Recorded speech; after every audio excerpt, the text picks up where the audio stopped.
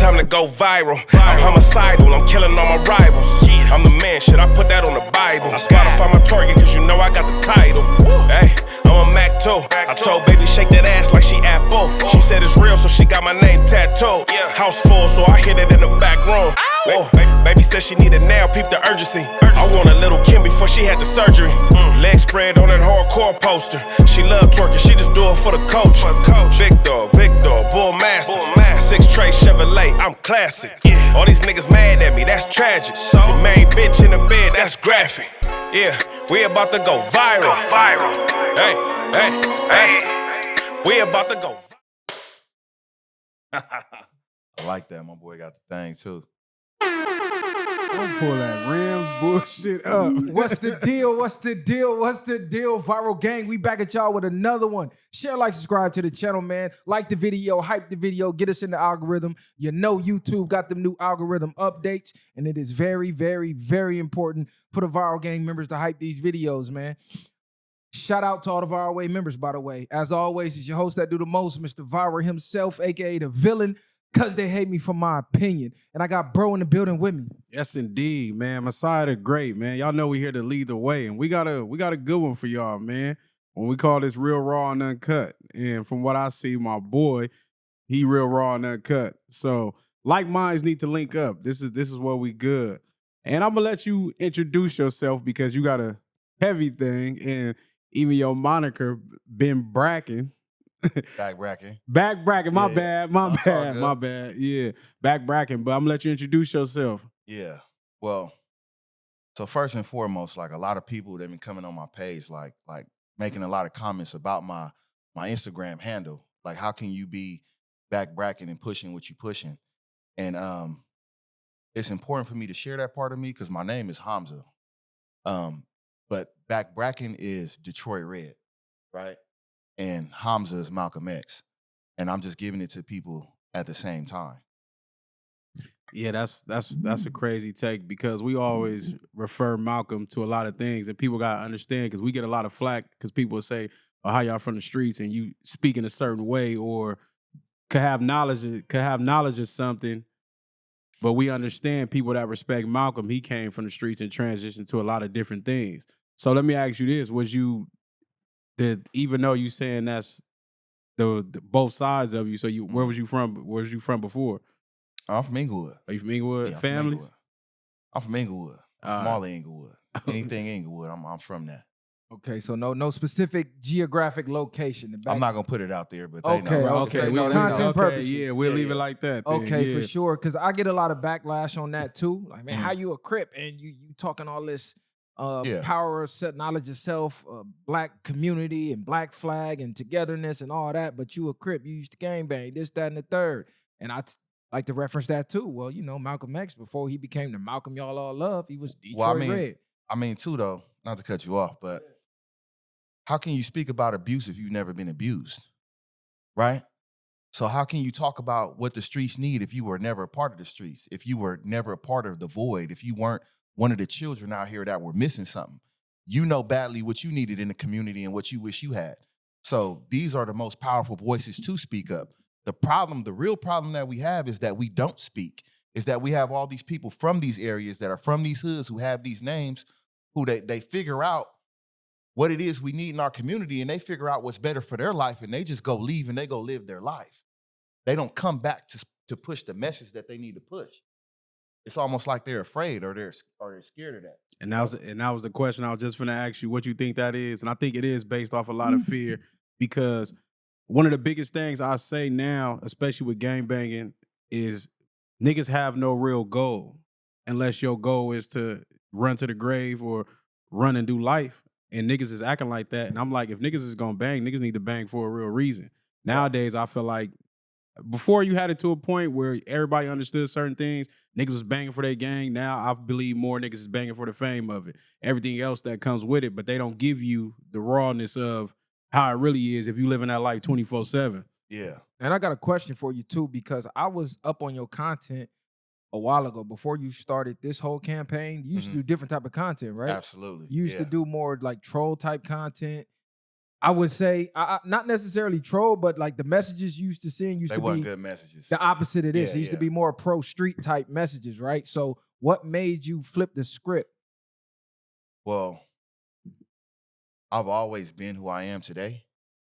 The problem is I was afraid to be that in public, right?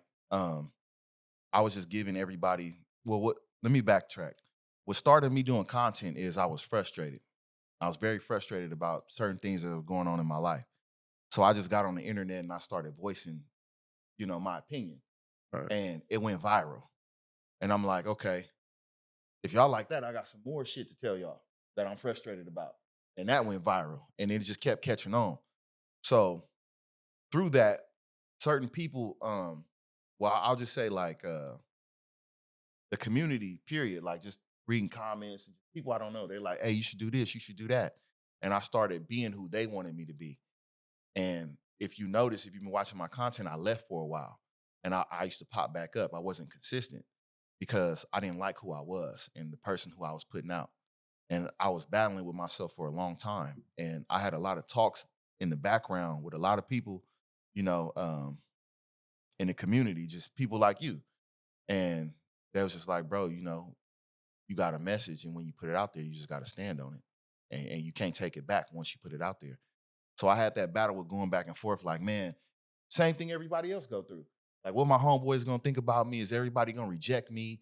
Are they going to laugh at me? Are they going to feel what I'm saying? So I just stood in that, I don't want to call it a dark place, but I just had that time to reflect on that and having that battle with myself. But once I finally decided, like, this is what I'm going to stand on. This is what I'm about. I came out and I displayed that to the public. Well, I commend you on the bravery for doing that because it's not easy, especially coming from areas where we come from, where saying some of the things that we say and some of the messages we push goes against the very lifestyle we was brought up to live and represent. So that takes a lot of balls to do, especially to put out on social media for the world. Absolutely. Not just talking amongst your homies or talking amongst some little females in the background. No, you standing on what you saying to the world.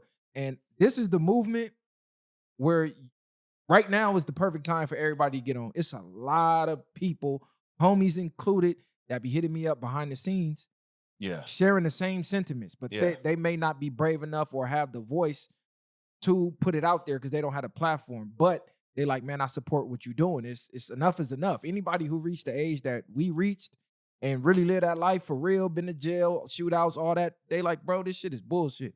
We was lied to. We know it's bullshit. It's time to make a change. I think it's more, and also I think it's more to the point where he was just saying, a lot of niggas be scared to be outcasted. A lot of niggas scared to speak their mind because they don't want to be looked at different, or you want to be looked at like you going against the gang or certain things in that sense. And I think a lot of people are scared to speak their mind because of that.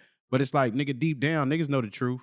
And then it comes to the point where a lot of these niggas ain't ready to do life or die behind what they claiming they are. A lot of niggas ain't really, and I'm not saying that's everybody, but a high percent. This is why when niggas do go to jail and they start telling their way out and all them things occur, because it was a phase in my opinion. It was never really what they was on. Or you didn't even know why you was doing what you was doing. And then again, though, why was that the goal? Why was that the goal to die and go do life? The fact that we look at our young boys and our men like, in order for you to be tough, in order for you to be a man, you got to be ready to die for this shit. You got to be ready to kill somebody. You got to be ready to go to jail and walk the main line. Why is that our measure of a man? Instead of saying you got to be there for your community. You got to protect your women. You got to be there for your children. You got to spread knowledge. It's time for us to change what a man is and what makes you strong and what makes you tough and what makes you power and what power is. The power that we displaying is not power. We are displaying our weakness. We are displaying what we lack the most, which is a community, a strong foundation. I had a time, I couldn't get a job and I really needed money bad. And I got hired for a job, and during the interview process, a lady told me I didn't qualify, who wasn't black, and I'm not dissing her or nothing, but she was just like, you don't qualify. And then the black dude that was there, he seemed real cool. So I walked up and I talked to him and I'm like, hey man, she said I don't qualify, man. Like, man, just come holler at me. The next day I went up there and he passed me. And I was like, well, he was like, hey man, you know why I just did what I did for you? I'm like, no. He was like, cause you black and I'm black. And he was like, nobody else gonna do it. Nobody else gonna look out for us. I gotta look out for us. Not saying that it's just a black thing, but just knowing that we can have community there. That man put food on my kid's plate that day that he did that for me. No, that's an actual fact. I think the Yeah. streets, there is some good attributes that we can pull from it. The problem is the mission is not there. So it's a lot of confusion going on. It's a lot of blind leading the blind. It's a lot of testosterone out there. It's a lot of, okay, this is what I think manhood is, but we never really had the blueprint from successful men to tell us, no, this is what a man is. Yeah, part of being a man, you need to master violence, right? Because if you can't say you peaceful if you can't master violence. If you don't have the capability to be violent and protect the women and the kids when it's time to, you're not nonviolent and peaceful. You're harmless. So it's the whole warrior in the garden thing, right? Absolutely. So Absolutely. that part of it, we need to hone in on, okay, let's get disciplined with that part. So we don't see what happened at the King Parade the other day, because that's going viral right now. And we know that's all a part of LA. Like, I want to get your take on that. I seen it on the gram, but just in case the people haven't seen it, we gave our take on it. And a lot of people were saying, well, why y'all speaking negatively about it? Y'all know this part of LA. That's just what it is. That come with the King Parade. But I'm going, why is that the mindset? But I think even, and I'm going to just rewind a little bit, back to your point of what the dude, how he blessed you with an opportunity to get in that space. And I think that's how we should be moving, because everybody else is going to do that for their people, for the most part. If it's us and them, they for sure throwing them in without, you can have all the credentials and everything else you want. And that's just how we should move.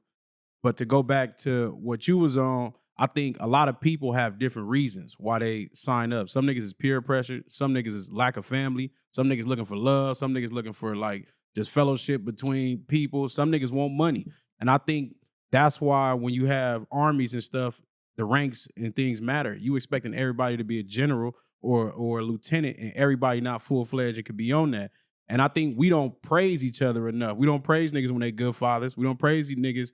Niggas get clowned for having real jobs when you younger. You know what I'm saying? Yeah. Like, oh, that was for the square man or things like that. So I think niggas is looking for that validation from other niggas, and it's only behind. Niggas only get validated when you full throttle in it.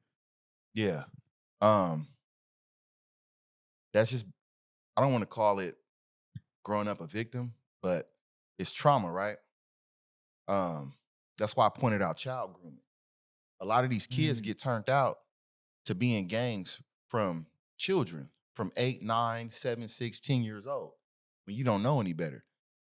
If I took any kid and I tried to persuade them to do something and tell them this is the way to live and this is what's right, you would say that I'm grooming that child to be, like, just say you can groom a child to be the next king.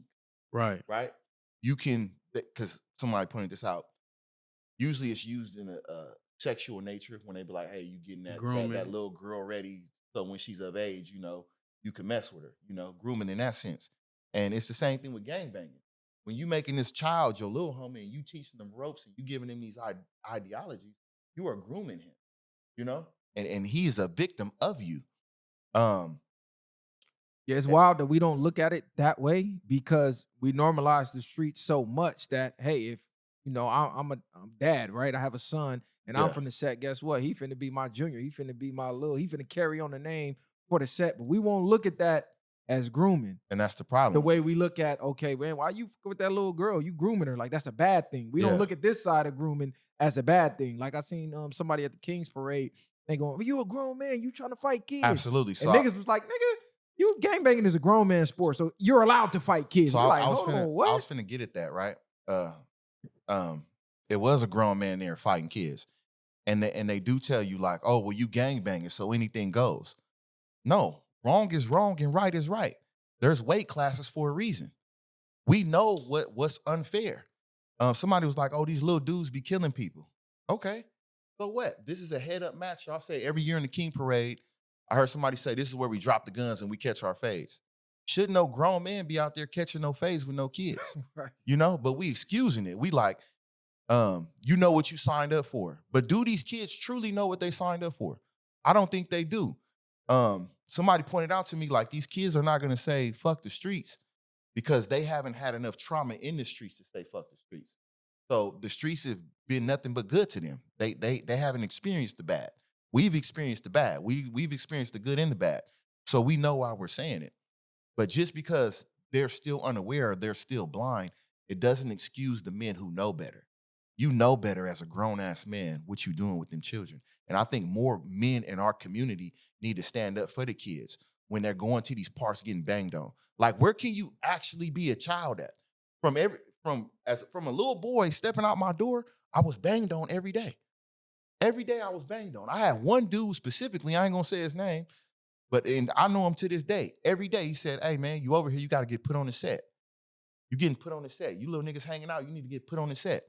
Pulling up on me with pistols and all type of shit. You won't even allow these children to be children. You won't allow them to make a choice. You are forcing them to make a choice, and the wrong choice at that. Right? Like I think it's a lot of, like you said, with the pressures of the environment. But then what you were just talking about, I think a lot of these older niggas was only teaching us what they was taught, and they really had no awareness outside of the street. So I don't think a lot of them even look at it as grooming, as being grown men. I think a lot of them looking at it as either I'm teaching you how to survive in this jungle, or I'm teaching you skills that's gonna get you to be my age, and et cetera, et cetera. But they know the outcomes of it. But are they? Are they though? Because they know, they seen what happened. They got examples of people getting killed. And right. You know how they used to use the kids to go do the jail time when they didn't used to get life in jail? Right. They're like, oh, send the kid to smoke them because they won't do all day. Right, so they knew you out. was going down. They just didn't want to get all the time. And they like, well, you going to be out in 10 or 20 years. Right. If I do it, I'm going to get life. So they were still setting kids up for failure. But I say this to you, right? This is a point I want to make about that. How many people grew up in the hood and they grew up with big names or whatever from they set and they left? They had their kids and all that. Now they getting money. Their kids is athletes or whatever else, right? And they don't go back to the community. They don't say shit. Just when you see him, they be like, hey, that's the big homie. You know he from Whoop-de-Whoop, right? Like, dang, I didn't even know, because the way he live his life is different, right? And that's fine, but I don't like that. Those should be the voices to let niggas know. Yeah. You should have came back to the hood to be the voice to let people know, like, this is what you shouldn't do. Because I seen the other side of this. I walked that life that you living, and now I'm on the other side, and this is where you should be with me. And that's why I'm here. I'm not finna just go out and fade out into the darkness and leave y'all to your own destruction. It's like being and I hate to use this, it's a little dramatic, but in a sense it's not. It's like being a rape victim, right? It's like being touched on and molested, and then once you get away from the person who victimized you, you just go live your life, and you go change your life, and you go move wherever, and you just move on, and you don't say shit. But there's other people out there who are victims, who if you speak up and you let your voice be heard, it'll give them the courage to speak up. It'll let them know it's okay. It'll let them connect to you like, I've also been a victim. I've also been traumatized. I agree with that to a degree, but then on the flip side of that, we look at situations like Nipsey. He was that, he was doing that, he was being that, and he's not the only one that was taken out by the same community he was trying to help. Because our communities, we swallow the helpers. The ones that's not out here being destructive, eventually they get caught up in the destruction. So I even think maybe we got to stop blaming niggas who leave and don't come back, and more so, let's build another blueprint where you can help from over there. Because you just being here every day, it's going to eventually make you a target, right? You can't put money in every single nigga pocket, and the one nigga who don't get the money in his pocket from you, okay, now that envy's starting to grow, especially when the ones around him is envying you, and he's still here putting on for the set, putting on, going out there putting in work. And you're like, nigga, he ain't doing shit. Yeah. All he doing is bringing money, but we don't respect money in the hood. We respect you putting in work. Whoever putting in the most work, that's who got the name and the say so. So why do he got to say so? So what happens? Niggas usually end up getting snaked or backdoored. So I think we got to help each other from more of a distance than rather just coming every single day, because that's low key not protecting the bag. I just think the biggest thing, if the mentality behind why you doing what you do doesn't change, I don't think too much could change it. Because I like to put myself when I was super young, and really I didn't have a lot, but I did have a few older niggas that used to tell me like, nigga, No, go ahead. I had a few older niggas that used to tell me like, nigga, this ain't it. This ain't, do something else.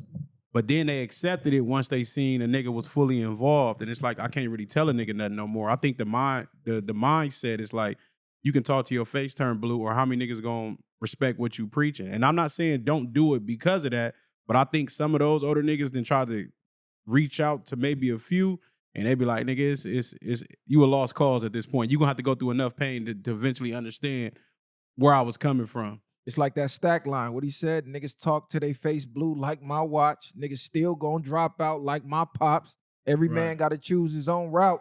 Problem is, wrong move, you could lose your whole scalp. It's like niggas could talk, but this generation and the young generation, they respect actions. They want to see it. That's why Nipsey was so powerful and his voice was so powerful, because they was seeing it in real time, and he pulling up and giving opportunities in real time. He not just preaching about it. He's showing you in 3D. Look, nigga, I come from where you come from. This is what I'm doing. This is how you can do it. It's attainable for you too, rather than your fucking teacher who never lived a day, a life of what you live. I mean, you don't even know what I'm going through. I for sure ain't listening to you. That's why voices like yours are so important, because you're from there and they can see you making the change and go, oh shit, I could do that shit too. Right. I think two things can be true at the same time. So I think it is some people out there who are lost, right?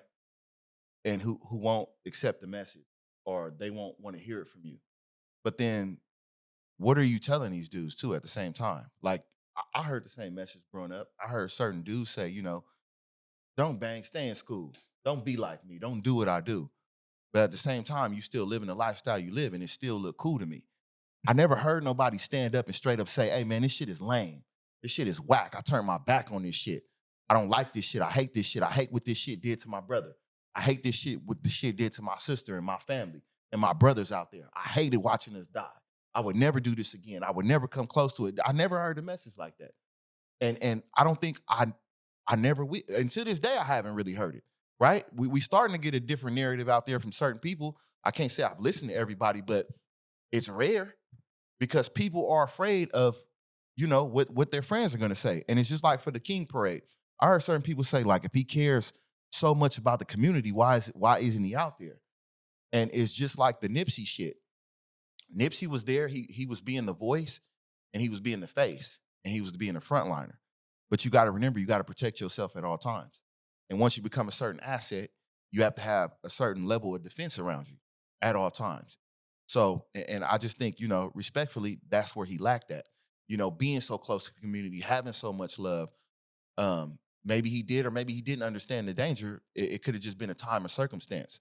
But that's where that happened. I think we can be in our communities and make change in our communities while we're there. But we have to protect ourselves. We got to be smart about it. We can't walk the streets like we used to. Even you guys, I'm pretty sure when you go out to the store and everything, since you've made this podcast, people walk up to you that you're unfamiliar with.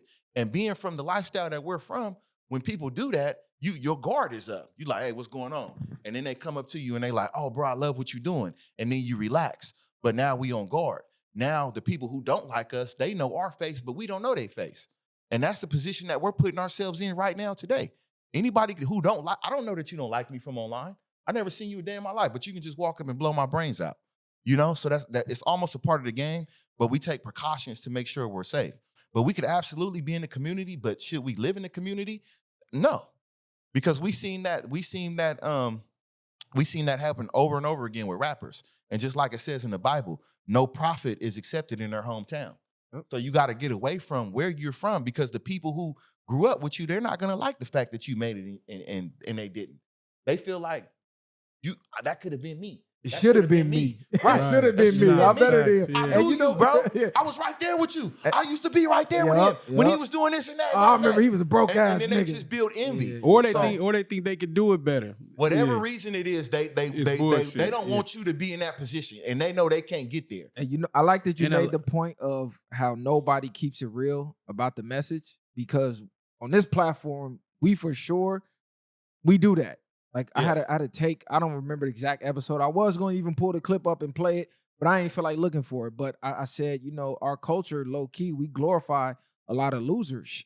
Yeah. Like grown men hanging in a park and oh, this the set park. Even though I've been a part of that too. As a kid, I don't just go hang at the park with 15 to 16-year-olds on some gangbang shit Yeah. unless I'm going out there to motivate them or to bring some cameras around. Or, hey, you got some music or something? Yeah, let's promote put you up on the Yeah, page we glorify or losers. something like that. So Fact. stuff like that, a lot of people, they really thinking that, but they afraid to say it. And once we start saying it, then that will invoke action because now when dudes is waking up to just go get high and do drugs at the park to where the kids be can't even junkies. come play at the park because it might be a shootout at the park. It's like, where can the kids go be kids? Like you said, they already don't play outside. They have nowhere to be children at. They can't go to the park. I I think a lot of it too is like being a renegade and living by your own rules and doing things your own way. I think a lot of that comes with it because I know when I was young, a lot of us, we had, goals was to get rich. You eventually get up out of this, but you accept everything that come with this. But you see a lot of these niggas is really just hurting at the end of the day. They got nothing to really live for. So a nigga really don't value your life. I remember one of the other homies had told me, and this is how right, like before I run and did a stretch. And he used to tell me, he's like, nigga, if you care about your life just a little bit, you would be so far ahead. Because he liked my mindset, but I didn't understand him then. That was one of the moments where he's just talking. And then when I'm sitting in a cell, I'm like, now everything he said makes sense. Like, you didn't value your life enough. You didn't value this enough because until you lost that time, you didn't really appreciate your freedom enough because you're out here moving reckless and crazy. So I just think, to me, it always goes back to the mindset. Let me ask you this, though. If the goal was to get rich and get away from it, why do so many rich people run to it? Because, like you said, they're not necessarily living in it. They're infatuated from what they see. They're infatuated from what they see. They're infatuated from the demeanor or the authenticity from some people. And I think they think this is that. But like I said, everything in the hood ain't just bad. Like you love certain things so about what parts ain't bad? Because I heard y'all say that twice. So I mean, what's the good part? I mean, the good part is, for one, even just learning like building up a fellowship, a brotherhood. Like I said, people that don't have family, you down there create a different type of bond. It's no different from being a sorority or those type of things, or the way people connect on football teams and stuff like that. It might sound crazy, but you build experiences with people, and that's true. So I just think, and you learn human nature. To me, you're gonna learn that for sure. It's positives in it. I think the biggest negatives is if you committing crime and trying to kill people. But if it wasn't that, if you was people, I mean, that's what it's all about. I'm not saying that. That's what it's all about. So what about the dudes, right? You create these bonds with these people, and they supposed to be like your brothers, and then they introduce you to the back door. How many people know where you live at and where your mama stay at, all your spots. And then y'all get into it. And it's like, man, I know where everywhere you be at, I'm going to be on you. And they talk to you like that. Like, you ain't got nowhere to hide from me, bro. We don't learn that until later on. Like you said, when you young, you really don't know what you signing up for. You don't get that. Because when you young, nigga, everybody know where everybody live. You come in, you eating off my mama plates. I'm eating off your mama plates. That's where the brotherhood comes in. Well, I grew up a little different. Because was it a little bit different where they taught me don't show everybody where you live at. No, I agree. Don't bring everybody to my house. Was that only the streets, or was that the character and the nature of that man? Because for the most part, niggas who are snakes and stuff like that type of shit be happening. It can happen before you gang bang. It can happen while you doing it. It could. That could just be people you just know in general. But usually in those gangs, in that gang culture, you're exposed to way more of it than you would be just dealing with regular people outside in the world. No, you're not lying, because now I won't just bring every homie to my house or just every nigga I'm cool with to my house, because I'm conscious of, okay, well, shit could go left, and I'd have seen too many niggas get snaked. But as a kid, you never even think about that until you seen the first nigga get backdoored. Like my generation, we wasn't on that backdoor shit like that. Yes, it happened in every hood, but for the most part, it wasn't glorified like today. Niggas is glorifying backdooring their homies. Like, I'm slime game, I'm backdooring niggas. Like, what the fuck? I mean, even Nipsey said it though. He said, "Nigga, kill you and bring the yams to your funeral." Facts. Right. So it's a thing that's been happening. What you teach your kids and the structure that you teach your kids in the household is up to you. But like I said, growing up, I was taught, don't bring people to your house. I teach my kids, don't bring people to the house. Don't tell everybody your address. Everybody, all your friends ain't your friend. That was real big in my household. My mom got a paranoid mind like that. So maybe it was to my benefit. I can't speak for the masses. I can just speak for me. And another thing I think we don't think about enough, a lot of people who we thought were our friends weren't. We just got along due to proximity. We Right. moved on this block. We moved on this street. These were the only kids around, but we never sat and thought, okay, do we got the same ideologies? Do we really like the same things? Okay, these are the only kids here. This is who I'm hanging with. And then as you grow up and y'all start to get different interests, that's where the growing apart comes from. Man, absolutely. Man, I had a homie that I spent years with, every day with. You know how you had your boy every day, y'all hooking up. What we doing today? Y'all like Pinky and the Brain out here. And I never knew he didn't like me. I never knew he didn't like me. He with my family, I'm with his family, and him and another one of my homeboys, they hated me. They hated my guts. And I found that out from somebody else. And that was crazy. And then I separated myself. But it was crazy to me. Like, bro, you hang with me every day, and not once have you displayed that you don't mess with me like that. Yeah, I've dealt with a lot of those situations, and then it all boils down to you. You don't even have to have nothing. You just be who you is yourself, and niggas will hate you for whatever It's just jealousy. reason. Your Yeah. energy. That's where I was saying the like-mindedness don't get along. Because when you put two frequencies together on the TV or the radio, what happened? You get static.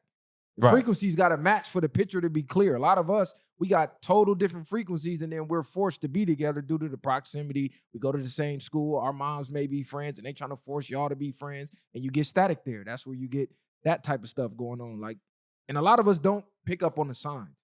It's like certain signs I'd even ignore. Like, damn, why every time I come around or some females come around, now this nigga want to be in competition. Oh, And, yeah. oh, man, how much money you got in your pocket right Yeah, now? yeah, Let's yeah. slap by. Like, hold Nah, on, cuz you facts. always trying to Who can prove- do 100 push-ups? But Right now, Yeah, I just that type shit. I think sometimes they probably really could have been your friend, but I think they allow their own insecurities and other things to overshadow who you've been to these people. Like you said, you might get around and people might not like you because more people like you, and they feel like they should be liked more. It just be small jealousy female shit to me that makes it that. Because if you got a real bond, it should have never got to these points anywhere. You experiences, you might start proceeding faster than me in life. You might start getting the car. You might start getting the women. You might start getting a lot of these things, and these niggas that just hate that. Like, damn, we started from the same motherfucking starting line, and this nigga is just taking off, and niggas that hate you for whatever reason.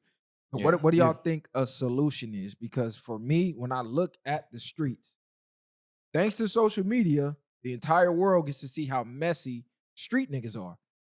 A lot of street niggas operate like messy ghetto women It's been because like they that, were too. raised by messy ghetto women. So you see why niggas go off the handle over words on some can't control their emotions type shit. Well, Yeah. who does that? Women do that. Real men don't do that. So a Or lot do of they? these, man, talk about it. I'm not just going to blame it on the sisters, but Let's talk about it.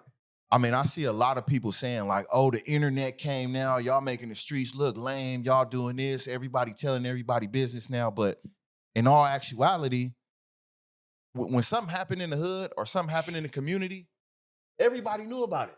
You knew, we knew who smoked who. We knew who did what. Everybody talked about it. The only difference now is mics. We got mics and cameras now. That's it. But the streets been messy. It been exactly like it is now. On the internet, it's been like that in the community for years and years. I agree. But when you look at the common denominator of most of the kids who run to that street, what's the common denominator? Most of us didn't have father figures for real. A lot of us didn't. Pops might have been in the house, but he wasn't in the house. He wasn't being a father for real. Yeah. For the most part, a lot of my homies, they pops was drunks. They was dealing drugs or they was running the streets. It wasn't too many. I can't name maybe 5 homies that I had who pops was there and was on them. Like, no, you going to football practice, you going to track practice, like really filling up their idle time so they don't get caught up in the devil's playground. Yeah. Most of the homies I got was raised by single mothers. So they picked up those traits because there was no dad around. So the manly traits we trying to get from big homies. Problem is, these niggas don't know how to be real men either because they was raised by women as Right. well. Right. So it's like the cycle, We rinse, thinking they cycle, big repeat. homies, but they just niggas outside that's older than us. They ain't no Yeah. big homies for real. I think that's a great part. I really don't see gangbanging stopping, especially from the youth. I just think most people that do stop, they're going to stop on their own time. If they do, if not, they're going to end up just out here getting smoked or doing life. I think the biggest thing, it needs to be a common shift on where gangbanging direction is going. Because if I think about the Panthers, to me, people can say I'm crazy, but that was a form of a gang. It's just their motives and their direction was something positive for their people. But also, they still was about the activity. So it's like they was standing for something that was bigger than themselves. I mean, I don't think there was a gang, it was an organization. Organization, everything. America, the police is a gang to me, nigga. The fucking Navy is another gang to me. Regardless of how people want to paint their pictures of it. Okay. They're moving. They got like you said, an organization. They're just more structured about how they did it. And I think it was more so about caring about your own people. Okay, so that's the problem then, is the structure, right? Yes, that is. So we have to get rid of what we have now and create structure. So how do you defeat this monster? Because it's such a big monster, is you create a bigger monster. You Absolutely. know? And that's what I'm here to do, because the gangs are dwarfed when you compare them to the people that are actually in the community who care about the community. The only problem is we haven't gotten together and we haven't risen together and we haven't stood shoulder to shoulder. You know? Once we recognize that who we are as friends and as a family, because a lot of us are family, we are connected in ways we do not know because we do not communicate. When we leave this podcast here today, I guarantee you, so many people will call you, so many people call you, and so many people will call me. And they'll say, man, that's my people that you was just with right there. And we'll be like, yeah. They'll be like, yeah, for real, we go way back. But just imagine if we enemies. I don't know you, I smoke you. Now I've taken away somebody from somebody that I love. You know, we don't think about that. We don't stop to take the time to see our connections. I guarantee you, any brother that you meet out there, the longer you get to know him and the more you talk, you'll have 5, 6, 7, 8, 9, 10 connections to this dude. You know? And the cold part, most of us don't figure that out till what? We in the cell. And and now we gotta talk and, oh, well, damn, cuz wasn't even that bad. I know a dude who smoked his uncle's son, his first cousin, and didn't know it. And did not know it. Smoked his own first cousin, just out there shooting in the dark, blind shooting. I think if we had more money to be made and more ways where people, I think the crime rate will go down a lot. But money shouldn't be what drives us. But because then we become for sale. But we got to be realistic about it. That's what's going on. Because for me, it's like a kid that's starving and doing and committing crime and out here terrorizing whatever city he in. And the only option, because he has lack of options, or he feels he has lack of options, that's the only thing stopping it. Because if I come here and preach to a kid who getting money because he hitting licks and he's doing everything else, but he keeping a bag, he happy, and I come to him like, man, that's not the way. You're going to end up in jail. A nigga going to be alternative is, I don't give a fuck. What is your alternative for me to do besides telling me to stop doing what I'm doing? Because I can't see the forest past the trees yet. I can't see down 10 years down the line when I'm sitting in the cell. Niggas don't think they're going to get caught until you get caught. At least from my experience. Let me ask you this. You guys are brothers, right? Yeah. Okay. If you poor right now, you down on your ass, you have nothing. Like you ever been broke before? Hell like, yeah. so you know how it is to start, right? In the struggle. For sure. Okay. And he got money, but he won't give you any. What's stopping you from robbing him? As brothers, as him being your brother, what will stop you from robbing him? I mean, the love for him, the respect for him, like, that's my brother. You would never even look at your bro. Your morals, right? Your morality, right? For sure. So we have to start putting our morality over everything else. Who we are as a people, our consciousness, our belief in our faith, we have to put that over everything else and let everything become second. Yeah, we need money. Yeah, we out here struggling, but that means you cut my head off? You steal what's off my plate so you can have yours full? We can't continue to live in that ideology. You know, currency can be a blessing and it could be evil in disguise.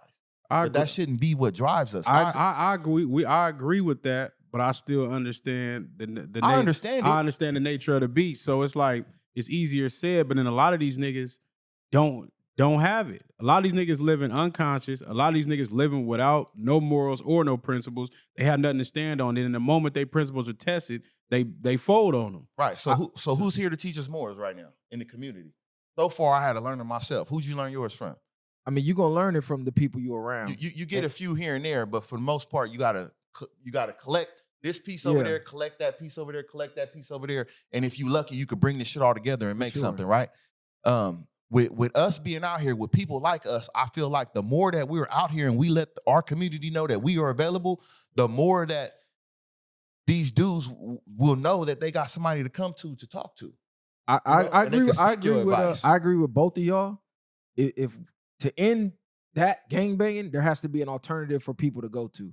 Because I'm going putting myself back in the mind frame of when I was out here hitting licks and doing what I was doing, and mom's telling me, "Oh, this the consequences," or my sister telling me, "Man, where are you getting all this money from? You need to be careful. You might go to," like he said, the alternative that to me at that time was, I don't give a fuck because I ain't getting caught. I feel like I'm invincible. You up right now. Until I get caught. I'm up right now. So unless you got a way for me to get as up as I am right now or more, I'm not even finna listen to nothing you saying, because money make the world go around whether we want it to or not. And these lights don't get put on by my morality. The bank don't give a fuck about that, right? The government is one of the most immoral fucking gangs on the planet. So what fed us before? Before the gangs got put here and before the drugs got here, what used to feed us? We did, the communities. Okay, so because I heard them say this on the Grits and Eggs podcast too. Like, if you're gonna say fuck the streets, you need to replace it with something. But you don't need to replace it with anything. What was taken away from you is already there. You just have to understand that it's there and then go back to it. So I don't have to give you a job or show you a better way to make money to stop you from hitting licks. I just have to let you know that your resources in the community are available to you and show you how to use those resources to build yourself up to be the person that you can be and to be the example and to lead by it, just like Nipsey, right? He showed us it. He did a demonstration for us.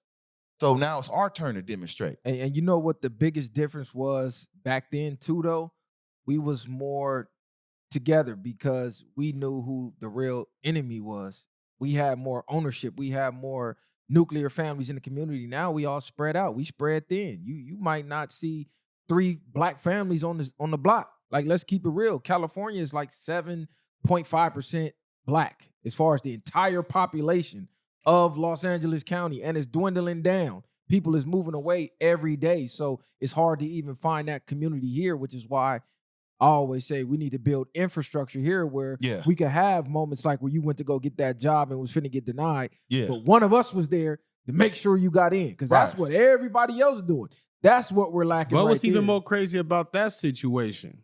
If you didn't have a mindset and speak up for yourself, would that man have reached his hand out and said, "No, he I'm gonna do that"? So he spoke to you first? Yeah, he was already talking to me beforehand to make me even feel comfortable enough to approach him. Yeah. You know, he did a lot in the beginning, his introduction. Matter of fact, when we first walked up, he was the first person who greeted me.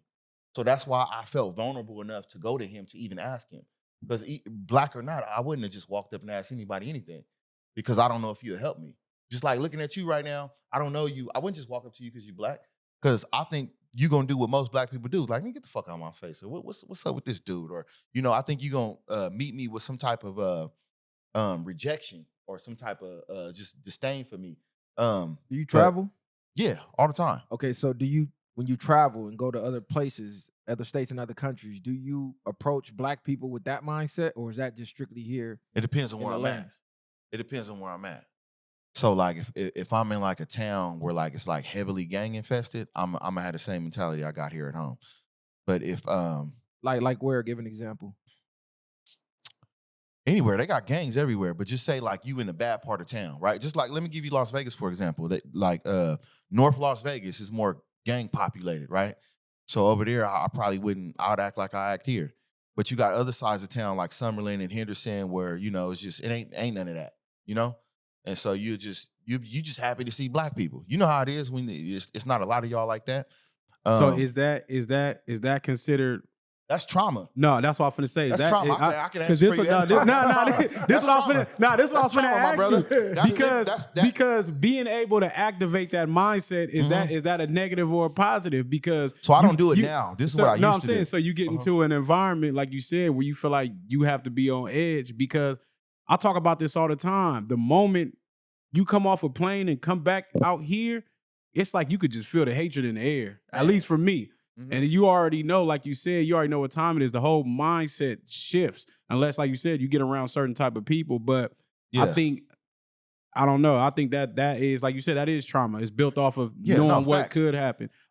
If I'm in Right. Nebraska or some shit like that, and I'm gone for like a month or something, and I come land out here, I'll forget how it is for a minute, and then it click back to me when I'm going to go get gas or something. Like, you fuck, gonna get reminded. Yeah. Yeah. Oh shit, I can't be at this gas station. What I'm doing? I'm not supposed to stop on this side of town. You know? You know what's crazy? Even when I'm in like other states or other countries, even when I'm in the hood, I don't have the exact same mindset I have here. I do have my guard up to be more cautious, but I won't say the hatred for another a nigga is there because I don't really have hatred for niggas, but it's like you said, cuz what is cuz on? What is he finna be on? Yeah, Or yeah. I'm already assuming You quicker to what get he it. finna be on. A nigga quick to get aggressive depending on the environment. No, It's I'm like, even yeah. quicker to speak. Like, hey, bro, you know where such and such is? Where out here, I might see a nigga like, oh, nah, man, cuz on, I ain't finna ask this nigga. Yeah. Yeah. We finna get into it with this nigga. Asking You for the don't record. know. You know what I'm saying? You don't know. Where I might be in New York in the projects. Like, hey, nigga, where the bodega at? Yeah. But do you have to have that mindset to be the change you want to see out here? Do you have to start approaching with that mindset Well, and first- taking that risk? Because I think about when y'all was just talking about Nipsey, right? And I felt like he studied Malcolm X a lot. But one of the things I knew about Malcolm X before that speech he gave, he said he didn't want no guns in there. But like you said, we have to protect ourselves. Be like, why should I have to bring guns when I'm trying to do this for my people? And that ended up being his demise. You have to do it because you have to do it. It's just that simple, right? It's not rocket science. Right. I don't carry that mindset now. I just want to clear that up. Now I greet every black man when I see him because I understand that I am traumatized and I understand that I need to disarm him and let him know that I am not a threat to him, even if he may be a threat to me. I make the first move, even though that isn't the most comfortable thing to do every single time. But as soon as I see a black man, I give him a compliment. How you doing, black man? You look good. You work out? You know, those some nice shoes. You know, I like your shirt, et cetera, et cetera. You got a nice haircut. Where you get your haircut at? Just to break the tension. Because when we see each other, we automatically tense our bodies up. We automatically tense up. Like, what this nigga on? We sizing each other up. I think I can get him, or you know, he kind of big. He might nigga wobble about to my have to shit. get Like, you don't know. cracking. Yeah. You know, so And you know what's crazy? When you do that, you could feel the tension in the air. you feel it die out. immediately. Yeah. for Immediately, sure. it'll be here. It'll be on cold red, and then you like, hey, how you doing? And then like, hey, how you doing? And in y'all mind, y'all going, you cool? Like, yeah, I'm cool. And you like, all right, that's what's up. You know, It's And- crazy that you say that because it's a couple few tweaks I think I've learned from, and not just from me, from other people. Basically, like, because I've been posted somewhere where I'm standing outside and I'm thinking I'm ready to bang on a nigga, and the nigga be like, man, what's up, brother?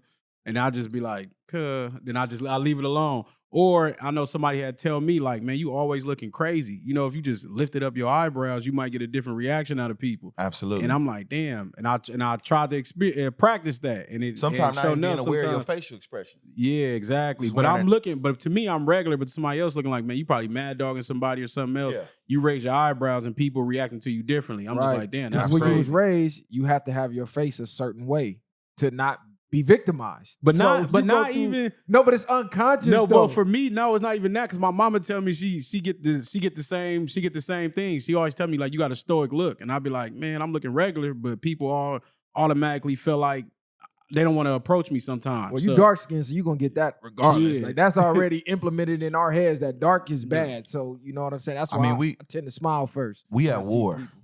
You know, make no mistake about it. We at war every day we step outside. And the only difference is we don't know who our enemy is and who our allies are until we talk to them. You know, so it's like everybody looks the same. Everybody's wearing the same fatigue, right? There is nothing to differentiate us. So going into that, that just fucks you up in itself. You got to be on your defense mode at all times. So what you think about the new Black Panther movement and the guy that's heading it? There's a lot of people saying, man, he giving me strange vibes. What is he on? And then we've seen him out there trooping up for the immigrants, and we going, man, that ain't even our fight. We got our own fight. Y'all trooping up for them, and we got our own shit going on in our backyard. What y'all on? It's easy to criticize the people who are doing something when you're doing nothing. They may not agree with the name that he's using or what he represents, but he's doing something. For the people who out there not doing nothing, go out there and do something. And then let us criticize you, you know?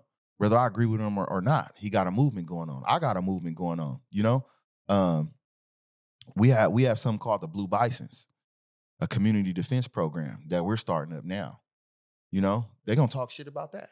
You think they not? They're gonna have something to say about that. But just him, I think he's getting so much backlash because he attached himself to something that was so historical. You can't recreate Fred Hampton. You can't recreate Huey P. Newton. You can't recreate that atmosphere. You can't redo the Black Panthers. Right, and even the know? family members of like Huey P. and I've stuff seen that, like the that. niece and all that. Yeah, they've been coming out, and it's like, but like you said, how do we get forward progress when it's our people the quickest ones to tear it right back down? Yeah. When a nigga is trying to do something, but they could have just reached out to him and like, what y'all really standing for? This is what my uncle or auntie or pop stood for. This is how y'all need to be pushing if y'all We gonna shouldn't push go on that. against each other publicly. Yeah, She can that's why I have- said she should have reached she out. can have, even if she reached out and she didn't get the answer back that she wanted, she should have handled that battle not in the public eye. Because we don't want to watch each other tear each other down when somebody's doing something good. Even if the Black Panthers wouldn't have been for ICE or whatever she thinks, right? Let's do that in the background, you know? For the most part, he's getting eyes on him. He's getting something going. Right. Whether we agree with it or not, let him get his issue off. You know, let him get his fade. Y'all just think Right? they've been digging up his past, and he had He was a shaky blood. past. Like I he seen that. not even just the blood. He had like some weird cases going on, and they were saying, he's not who he's portraying to be. And I know with movements like the Black Panther movement that's Like on supposed some- to be repping for us, I don't even think he's fully black. That's one, because I know the original Panthers, they did allow other races to be a part of it. Well, the Black Panthers weren't about black people. It's about power to the people. Shit, they Right, said they right. said they had an Asian from the Panthers. But Yeah. the It's about Asian, power to the people. the They- Asian turned out to be an FBI informant. So they So that's said- why I was going to ask y'all. The FBI will always infiltrate your group It somehow, should- some way. For sure. Should we allow other races to be Absolutely. a part of it? Or, because you got a lot of black people say FBA, and if you ain't FBA, we don't need to be rocking with you. I don't think we need to put ourselves in a bubble and separate ourselves. I do think that we need to work on ourselves as a community by ourselves, but that doesn't mean that other people can't join from other communities and work on their communities alongside of us. And we can't come together with ideas, right? He just say you Hispanic and he's white. And I'm like, nah, I don't need y'all help. And I'm just gonna go with my ideas. But y'all might have ideas to help me and help my movement to help my people. Why should I turn away from that just because of your color? I think when it comes to that, for us trying so hard to, and we're not even trying hard enough, I believe, but for us to get our shit together first, I think we can allow other ideas, but based off of history, especially when it comes to the Caucasian people, they can have an idea, but we have every round the final say so about anything, and this has to be beneficial to our people. I think we have to move in those directions. Just taking ideas from other races. Well, It's self-preservation is always going to be first. They're going to find some benefit out of it. Yeah. I'm not saying there ain't no pure people out there that feel a way about what we went through and understand us a little bit in that nature, but I think we should have the last say so. And we should encourage us to really be smarter. I think that's a lot of things that in our community that's failing too. Niggas Yeah. can't even read. Yeah, like Well, look- I seen an interview, and I forget exactly who it was, but he said he went to what's the big tech damn, the name is slipping my mind right now, but the big university. Silicon Valley or something? Not Silicon. It was damn, I forget the name. I'm gonna find it after was this a college, though. interview, right? Yeah. So he said he went, Mm. and it was maybe one black person there. As far as tech, it was the Indians and it was Chinese. Not Indians even doing white their thing. people. Not Yeah. even white people. No, the Indians So doing their thing. in If tech. the future is technology and we're not involved in it, and the future job market is going to be almost 100% tech, where's that going to leave us? Because, they keep having these talks of by such and such year, It's gonna leave us stranded. The average I black heard family that. income is zero. Yeah, I heard So that. I think they're banking on that tech because they can see, well, shit, it's less than a 0.111% of black people in tech. No, what they banking on is us continuing the path that we're going already. And we're here to make sure we go off of that trajectory onto something else. The white man during war used to line up. Y'all remember that? Y'all ever seen like any old Civil War movies or anything like that? Right. Where they got the little musket guns and all that, and they walked in a straight line. They lined up. And they walked to each other and they shot at each other in a straight line. Right. And then whoever Whoever died- made it, you made it. yeah, you made it, you made it. So whoever had more men standing at the end, they won, right? But the white man learned from Indians. The Indians used to hide in bushes and trees and hop out on you. And once they seen that, they adopted that. And they used that to defeat the Indians, right? The white man is the greatest conqueror ever. And we have to give him that. He has conquered so many different lands and so many different people. For us to be like, we can't take his tactics and what he has to offer to use it to not destroy him, but destroy the system that they built to destroy us is dumb. I'm not Take saying the don't. knowledge. Yeah, and yeah, use for it, sure.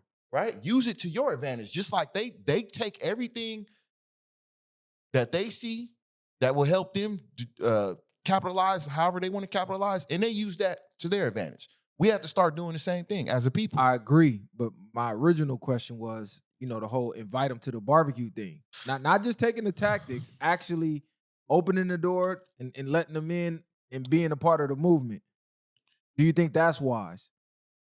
Now, because I say when it comes to economics, you got to work with everybody because everybody is what makes up the economy. It's not just black people. It's not white. It's everybody that's spending the green. I think that's a different goal versus building up a community. Because when you look at those communities that's the strongest as far as economically, they don't have no outsiders in. Do you When got I'm white talking boys about- from your hood or Hispanics from your hood, from your Yeah, gang? we Or do. people from the Yeah, other for colors? sure. Them niggas think they black though. Okay, would you let them be involved in any community activities or anything like that? Like they go to the hood meetings, they're allowed to Yeah, go for put in sure. work and they're allowed to go do everything else, right? So the people who aren't the same color as me, who are from my community, should still be able to be involved in my community. They understand the community. It's the people from the outside who do the most harm, who don't understand us or our way of life. They don't have our best interests at heart, right? It could be, you can be black. See, I don't But you think can I be don't. black from somewhere else, and you can come cause me harm because you don't agree with my ideologies and what I'm trying to do here. I think he's getting from a point of a generalization of allowing anybody to sign up, not just predominantly from. Well, we let anybody From- sign from up these- for our gangs. That's from my these- point. from- If you're willing to let anybody sign up for your gang to hurt the community, you should be able to let anybody sign up to help the community if they're from the community. I don't think we always necessarily let anybody sign up. I think the people that's usually From the community, right? they're usually That- from but that's our what I'm- blocks or from our That's streets. what I'm saying, my So, brother. but for us to be on a black global thing and getting us right, We don't say that with our gangs, though. I know We but don't this- say that this- with our gangs. This is my point because it's only this area. But I think if we're trying to move forward as a people, would it be wise to allow people to just say somebody's seen this? We had a movement we started creating right now, and you want to see white people, everybody else from different states. Like, man, I like what y'all doing. I want to be a part of that. The same way, like we just said, the dude, they allowed that Asian with the Panthers, and he ended up being a damn FBI agent. And a lot of black people have assassinated a lot of black leaders or gotten them killed, right? We seen what happened to Fred Hampton. This is true. I don't let color divide me. It's the mentality. I want to be with the like-minded, not with the like color. That's my thing. If your mind works like my mind, I want to be with you. You are my brother. You are my people. If you're from my community or you understand my community, you should be in the community. See, I understand that, but I this agree is to a degree. this is how I look at it in a sense.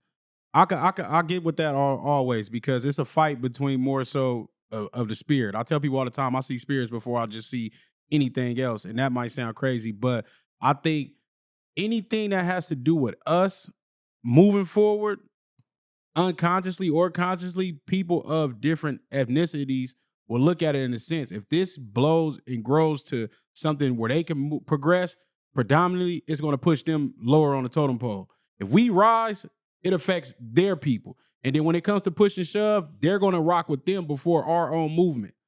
Right. That's why I say to a degree, what type of movement are we talking? Is this like business wise, economic wise? Then yeah, for sure. But it just like building the black community back to what it needs to be.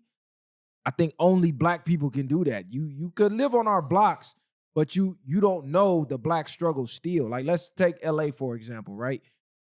LA, black and Hispanic, we at war out here for the most part. Yeah, we got Mexicans that get along with certain niggas and certain hoods. It's got Mexicans in them, Right. and certain hoods got blacks in them. But on the overall grand scheme of things, even Mexicans that don't gangbang, they taught to hate niggas for the betterment of their community. Right.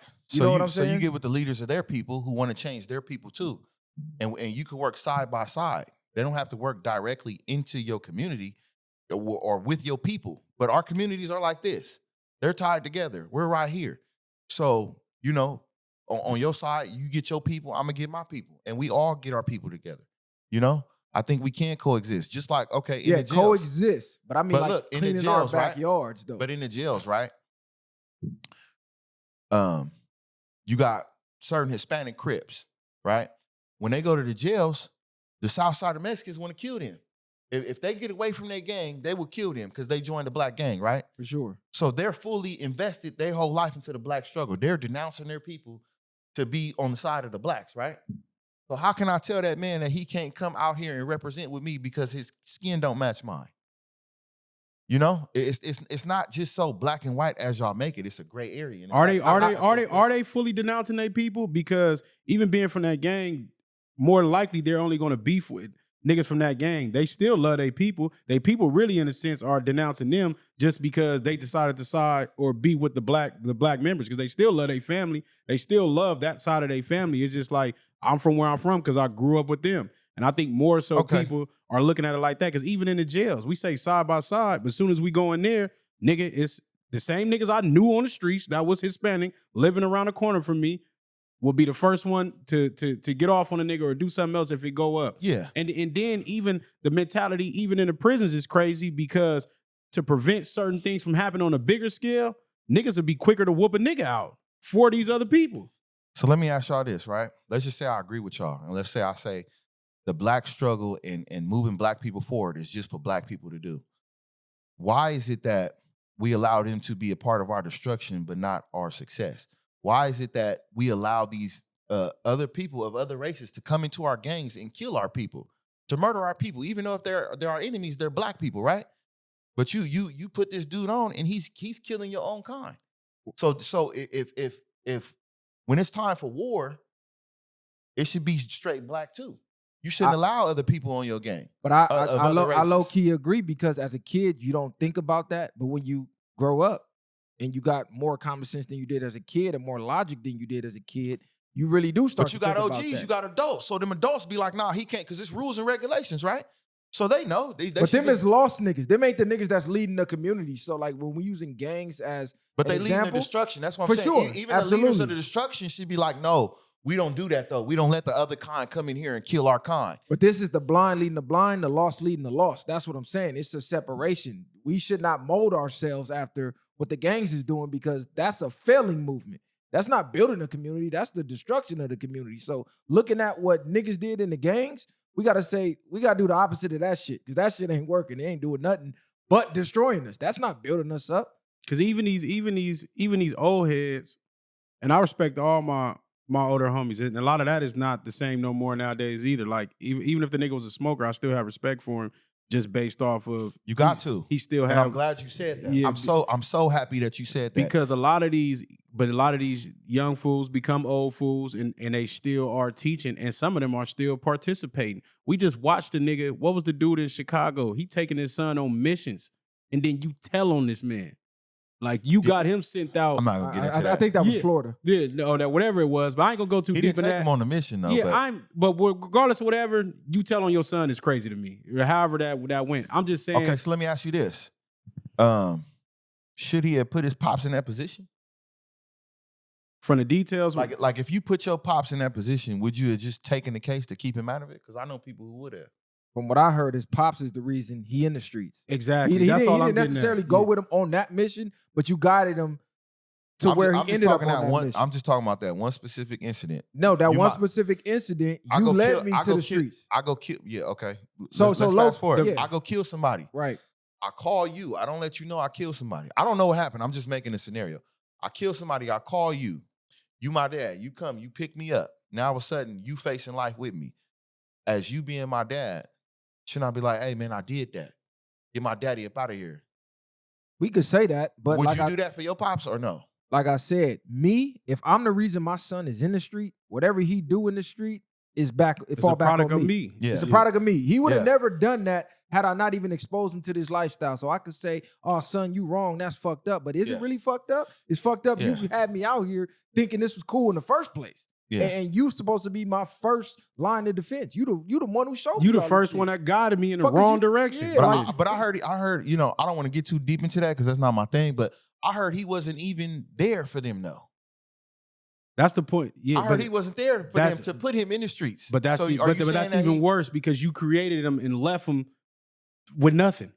You create you created both are bad. Both are bad. I'm not saying one is better than the other. You birthed them, and even they had old pictures of him already throwing up gang signs as a kid. But regardless of that, for me, at that point, at that age, I look at it still, especially if you wasn't there, nigga. Like you did nothing for your kid, and you lived predominantly a long life. So I'm just saying now you have to take it. For me, I'm gonna take my own whatever case or whatever on my own. If you're not involved, I'm not gonna allow you to sit with me. But I just think in that case was crazy. Okay, let's be honest though. The mindset is the key. Like you said, it's the mindset. Age don't give you wisdom. We got a lot of old fools, like bro said, that was once young fools. If we talk about gang life, most of these niggas, half these niggas dropped out of middle school. Like, let's be real. We done had some, like, this nigga's a name. He the top name of the set. Cuz dropped out in 7th grade, so he's mentally still stuck in 7th grade. He half these dudes don't even know how to pronounce words right. And that's all I'm saying. And they that's don't all have I'm saying. knowledge. Yeah. Some of the biggest, toughest people that I looked up to who had the biggest names, when I sat down and had an intellectual conversation with them, I noticed they couldn't read. Or I noticed they couldn't pronunciate words right. And I'm just like, dude, all you know is this. And that's who. So that's why we get so much pushback in the community, because you got to understand that I'm robbing somebody of something and this is all they got. They don't got nothing else. They can't be nothing else. And I want to go back to something that you said as far as like the black struggle and the white struggle and who the real enemy is, right? Because a lot of people come to me like, oh, why are you attacking, us when the real enemy is the government or the system or this or that? I want to tell them that if you fighting somebody with all your passion, like y'all trying to kill each other, you rumbling, right? Both y'all rumbling on the floor, socking each other, choking each other, wherever. And I walk up and I start kicking both y'all in the head. And I start walking around fucking up your house and tearing down everything you built. What is the only way for you to stop me? I'm getting off on you too. What is the only way for you to stop me? It's for you to stop fighting each other, right? Right. Yeah. So right now, the system and everything that's against us is attacking us all. And we're too busy rolling around on the floor fighting each other. We can't even address that shit. So we have to start here first. This is the front line. This is the beginning of it. Once we stop fighting each other and rolling around on the fucking ground, we can get up and address the real fucking issues and stop these people from tearing down our house and everything that we built, like they continue to do, like they've been doing. Yes, the ants in the jar theory, right? You got the red ants and the black ants, and then you got the government on the outside shaking the jar, but the ants think, hey, you shook the jar. No, you shook the jar. Now they fighting, not realizing, bro, the person shook the jars on the outside. We fighting the wrong people. Yeah. Same type of ideology that you talking about. And that's low-key the reason why I said we got to clean our backyard first before we start merging with other communities, because absolutely, I can't go merge with you and expect you to come merge with me when you come to my house, nigga, we offing each other. We fucking each other up. We stealing from each other back. Nigga, I'm not assimilating with y'all. Y'all ain't even got y'all shit together. I'm going back over here where we good at. Yeah, and putting it that way, that's true. That's true. I agree with that. Yeah, for sure. That's what's up. So, man. So what you think about this internet shit, though? As far as what? As far as social media and who our communities are putting in the forefront. Not necessarily even our communities, maybe even the forces that be getting certain people seen that's influencing other people to follow because they want the success that's coming from what they're doing. But what they're doing is a detriment to society itself. Well, you gotta say something, right? We gotta get up and we gotta call these dudes lame. We gotta say that you whack. We gotta do that publicly. Not enough of us do that. Not enough of us do that. People are followers, bro. Whatever they think is cool, they gonna follow. So if like, just like the clothes, right? If I tell you, and this is my brand right here, Pray for Safe Landing. If somebody tells you like, hey, this is the coolest shit in the world, y'all see Future start wearing and everybody start wearing it, you get FOMO, right? You had a fear of missing out. You want to be just like everybody else. So in order to get everybody, you got to get everybody on a new cool bus to show them what's really cool. Doing drugs ain't cool. That shit is lame as fuck. Women fighting on TV, beating each other up, is lame as fuck. All this shit is lame as fuck. But who's out there saying this is lame as fuck that has a name that is cool, at least to the kids in the community that people look up to? Nobody's saying nothing. And that's why I hate seeing y'all, The people who say, like, I'm just gonna stay out the way. I don't like y'all. I want to let you know right now I don't like y'all. I don't like the I'm gonna stay out the way ass nigga. Do something. Say something. Because if you say or you do nothing, then you're just helping promote the problem to me. Especially if you got a fucking opinion on what we out here doing. I agree. And like I said, see, all the conversation we having is all tying into each other because it goes back to what bro was saying. Well, there low key has to be an alternative. Not even low key, there has to be. Because even like the content we doing right now, right? I know a lot of people that want to say what we saying and want to say that shit is lame. And then when they do it, they look at their numbers, it's not the same. And then they look at that AdSense check, it's not the same. And they go, well, shit, what they doing is getting double the views and double the pay. So I'm going to go do what they doing because I ain't really making a change anyway. So if there's no alternative for people to do the positive. But I'm not here for the money. You're not. Yeah. You're not. But You niggas is bald. You niggas is weak. Tell them. I'll never respect y'all. None of y'all. Charleston White too, you know? And he say some good shit that I like. But you a nigga that's bought. You said I wasn't getting the attention. I wasn't getting this. I wasn't getting that. So I did this instead. You are a paid for nigga, bro. You can never, I don't care. I'll go make my money somewhere else and get on here and scream it out, even if only 10 people hear me. I don't gotta go fucking viral, even though I'm on the viral way. You know, I don't gotta go viral, bro. I just need somebody to fucking hear me and and for them to know that they not alone in this. Don't go take the check, but your soul is gone with it, and understand that. We don't respect these niggas. They don't get nothing from us for real. I want to ask y'all how y'all feel about people saying that. Well, let me ask y'all this first. Do y'all still gangbang? Gang No. members, or how do you look at Always it? gonna be where I'm from. I'm not. Or do you look at it as you actively- dropped your flag? Because that's the term that they're using now, dropping your flag. I don't necessarily look at like I dropped my flag. I'm not I'm actively. not even going. I ain't gonna lie because I'm not. You document that. That's all bad. Even if you admit to that, What's that? like saying if you do or don't. Like if I sit here and you know what The I'm reason saying. why I asked you this, the reason why I asked you that is because they were telling me that you can't stop gangbanging and still have say-so out here in the world and still affect your community and still push your people forward. So how do y'all feel about that? You so you saying I'm gonna say They saying when you denounce the gang, you lose your power out here. you do. I'm gonna be honest. You do. So you feel like you can't make a change without being in the gang? No. In the world, you can make change. When you want to talk to the ones that's active in the streets, to the ones that's saying, oh, I dropped my flag and this, that, and the third, they're not going to respect your word no more. So I'm not necessarily saying you got to gangbang. I'm not even saying you can't drop your flag. It's a way to do everything. It's a way to do everything is how I see it. And like you said earlier, they're not even going to respect you if you didn't live it. How many positive role models did you have as a kid who they did everything the right way? They was really giving you the real advice. Like, this works. It's proven to work. I've done it. But then you looked at them, you said you never was out here. I don't give a fuck. I didn't have a lot of them. I didn't have a lot of those. I grew up all ex-felons, all gang members.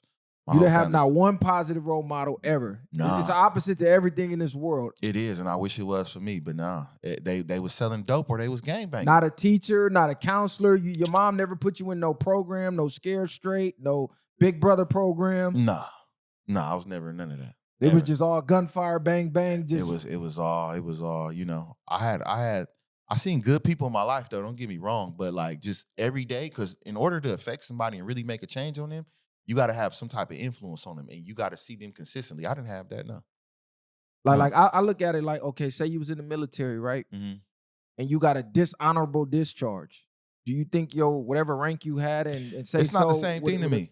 I view it the same. When you do that, the streets views that as a dishonorable discharge. Is it though? But so the dudes who, when they figured this shit out, and they don't necessarily publicly drop their flag, but they've dropped their flag. They out here being football coaches, and they go in every neighborhood now, and they not on that. They just not telling people they dropped it. They still get all the respect in the world. But people I know still listen to them. I know, like I got old heads that, you know what I mean, they might live their life with a family, run a refinery, but homies still hang out the house. Niggas still put shit on the set. Niggas, they're not active old heads, but they're still have a strong influence and are respected. They might not be active gang members no more, looking because the levels of the gang banging, but they're gonna die being from the set, regardless how people look at it or not. And they move around however they move around. They move around how they want to still. Like I look at it like a sorority. My main thing ain't the older dudes, right? Because they didn't aged out. But I'm just saying as a younger person, man, because you got to denounce it early. You can't just, take a seat back, right? You got to either be all in it, still doing what they do, or you got to get out of it. Those are the dudes I'm talking about. Like if they what age demographic you talking? Between let's say between 25 and 35, somewhere in there. Those dudes who want to make a change. They have to completely stop. They not looked at as like no OG like that. You still at the time where you can put in work, but they want to stop doing what they doing. I don't think they lose say so. If they drop their flag, but just imagine. And then what is dropping your flag though? For real though, that mean you're done gang banging. Like not even just done. You're denouncing the gang. Like you're damn near debriefing. Nah, that's how it's not debriefing because that's how it's viewed. When you drop I know people who drop their flag who's still in their hood though, who's still in their community. Yeah, but for the most part, at least for me, if a homie tell me he dropped his flag, I'm not gonna fault him. But he like, I'm not with that no more, and he trying to get a better life. That means if he's banged on, if anything occurs, he's not no ties to the set. If he get banged on, though, he can still punch somebody in the face. His fist still work. I know, but the point is, he's fully denounced. But he can't talk to the youth. But this is I'm not saying he can't talk to the youth. No, listen, see, this is the thing. What you can do and what's effective is two different things. You can do anything you put your mind to. Mm-hmm. I'm saying I have been one of those mischievous kids out there on the streets, and I know who had the influence on me and who didn't.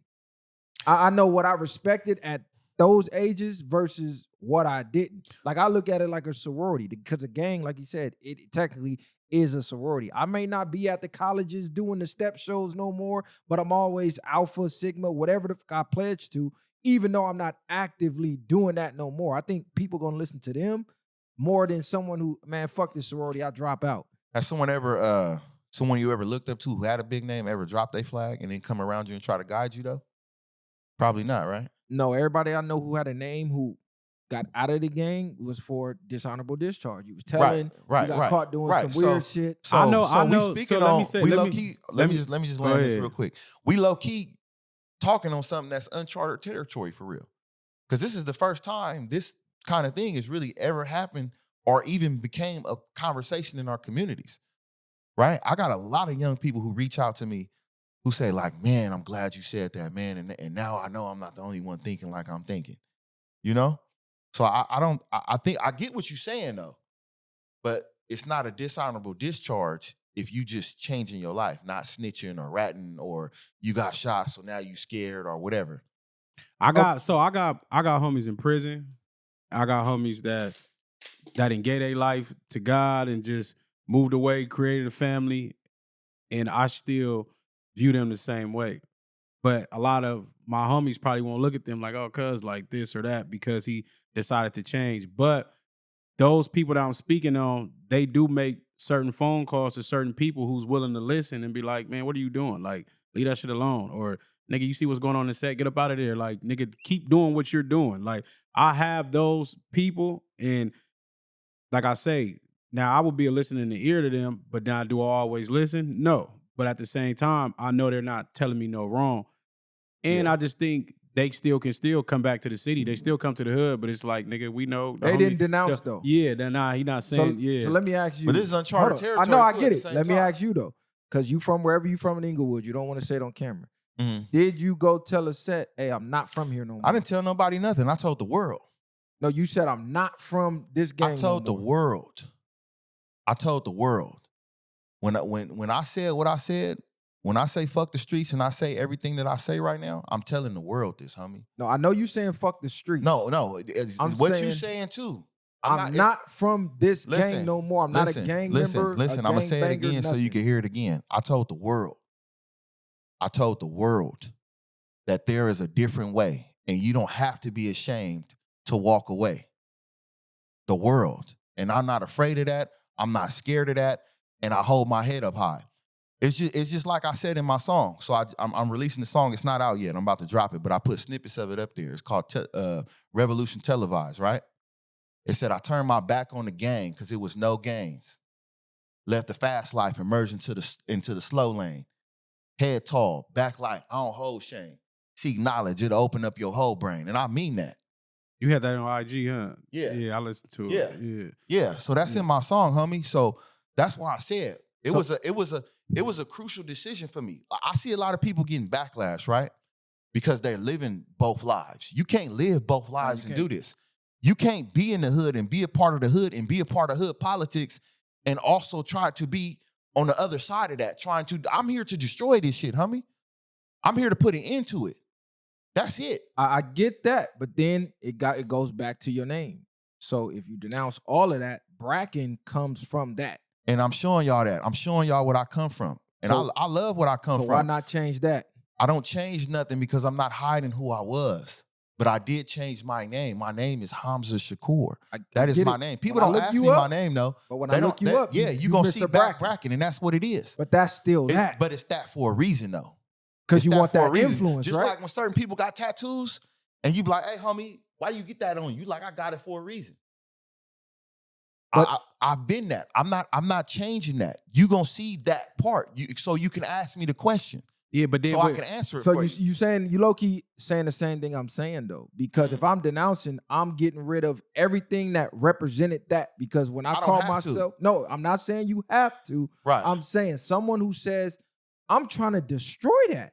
I am. Like when Malcolm X wanted to destroy all of the enslavement, what did he do? He changed his name, first of all. He said, this was my My slave name did change, though. That's what I'm trying to tell you. But if I'm still going by Mr. Brackin or Back I'm gonna say you still affiliated with you're that. still affiliated with what you're saying you're trying to destroy.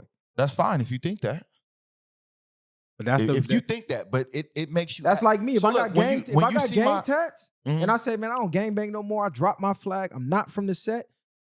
I can't still walk around with them gang tats. This shit's got to get covered up. Otherwise, I'm still representing. I haven't covered none of mine. I'm not going to either. But It's a part of who I was. It's just you can't hide your scars, homie. That's what I'm trying to tell you. I got all type of scars. I can't hide them. They gonna show. And it is what it is, regardless of what people think about that. I'm still from my community. I'm still about my people. I still love everybody over there, but it's this now. And everybody knows it's this now. And if you don't know it's this, well, come figure it out. Come find out. Because a lot of people, they look at my handle, which is just a handle. That's not my name. It's a handle I go by. And it got so big that that's just what I introduced myself as because that's all people know. But why not introduce the new you? If you want to know who the new me is, ask me. No, I get it. I'll But tell it to but if you. I'm just now figuring out who you are, No, I'm so seeing if I your walk up, movement. so when I walk up to you on the street and you don't know me by that, then I introduce you as No, how I'm you saying doing? I'm Hamza. on the internet. If I'm listening On to the your internet, videos, I've been Brackin the whole time. I I've been get it. back Brackin Yeah, the but whole if look, I'm time. listening to your videos, Uh-huh. damn, I fuck with what he's saying. Mhm. I fuck with what he's saying. Then I go see your handle, Back Brackin. Mhm. I might be like, oh, this nigga playing. That's this, fine. This a movement right now. I didn't You don't really believe I that. didn't necessarily think you was playing, but I asked you that question in your Yeah, on your asked me, thing? he asked me, was it, and that's what made me hit him up too.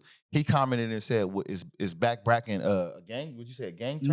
No. I Or- said, something out of Webster's was dictionary. this out of the dictionary? But you said something before that, Because though. yeah, I forgot Yeah. what I asked, but He was like, is this a gang term or from Webster's dictionary? because I'm And because I'm like, this dude, no, Brackin ain't in Webster's yeah, dictionary. no. So, but Like, come on now. somebody told him Come I on was now, bruh. somebody told him I was joking, but I wanted you to understand. Yeah, they was like, I that's know. the homie. He's the jokester out of the two. I'm like, okay. But it's crazy because I don't be joking.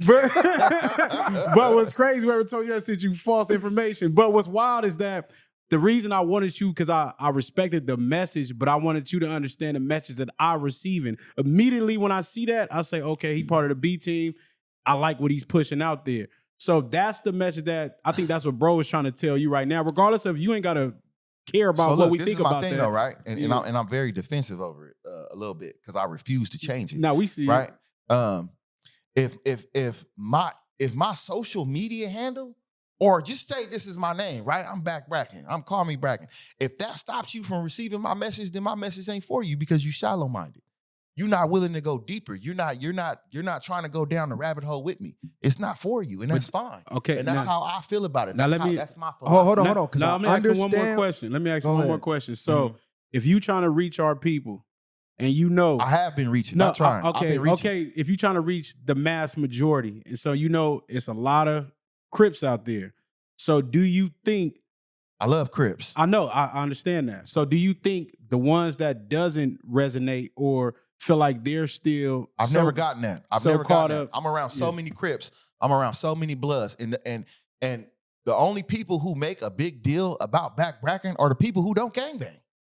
Right. That's the only people who be like, hey man, if you everybody else is they straight, they love it. It's all love. See, the bangers, we understand where it understand it. comes from, but Yeah. what I'm trying to get you to understand is Brackin comes from what you're saying you're trying to destroy. So are you truly trying to destroy it, or do you want to see this Absolutely. thing? Do you want to see this thing move into a better realm for the people that represent that? Because I still You can't. no, listen, because how defensive you getting, you're still holding on to that because that's a part of you, right? That's a scar. That nigga, I grew up that. Me personally, when I hear that, that's not somebody that wants to fully destroy and let that part of him go, because I know people who have literally stopped gangbanging, said I'm not from this hood, and they don't even use the gang terminology at all. Right. Like when they introduce their name, set name gone. I don't use gang terminology though. Brackin is gang terminology. If that's the way you see it. No, it's gang it's- terminology. If that's the way you see it, my Like brother. if I say cuz, that's gang terminology. So do you know what a philosophy is? Yes. The word philosophy, it comes from the word philosophia, right? Which is the love of knowledge, right? And I learned that I can have any philosophy and any idea I want, and you can't make it wrong. I'm not trying to make it wrong. So I'm just breaking down to you, right? Before we go on a spat back and forth, that I have my own ideology and my own philosophy about why I keep my name. So that whether you agree with it or not, and nobody can prove me wrong.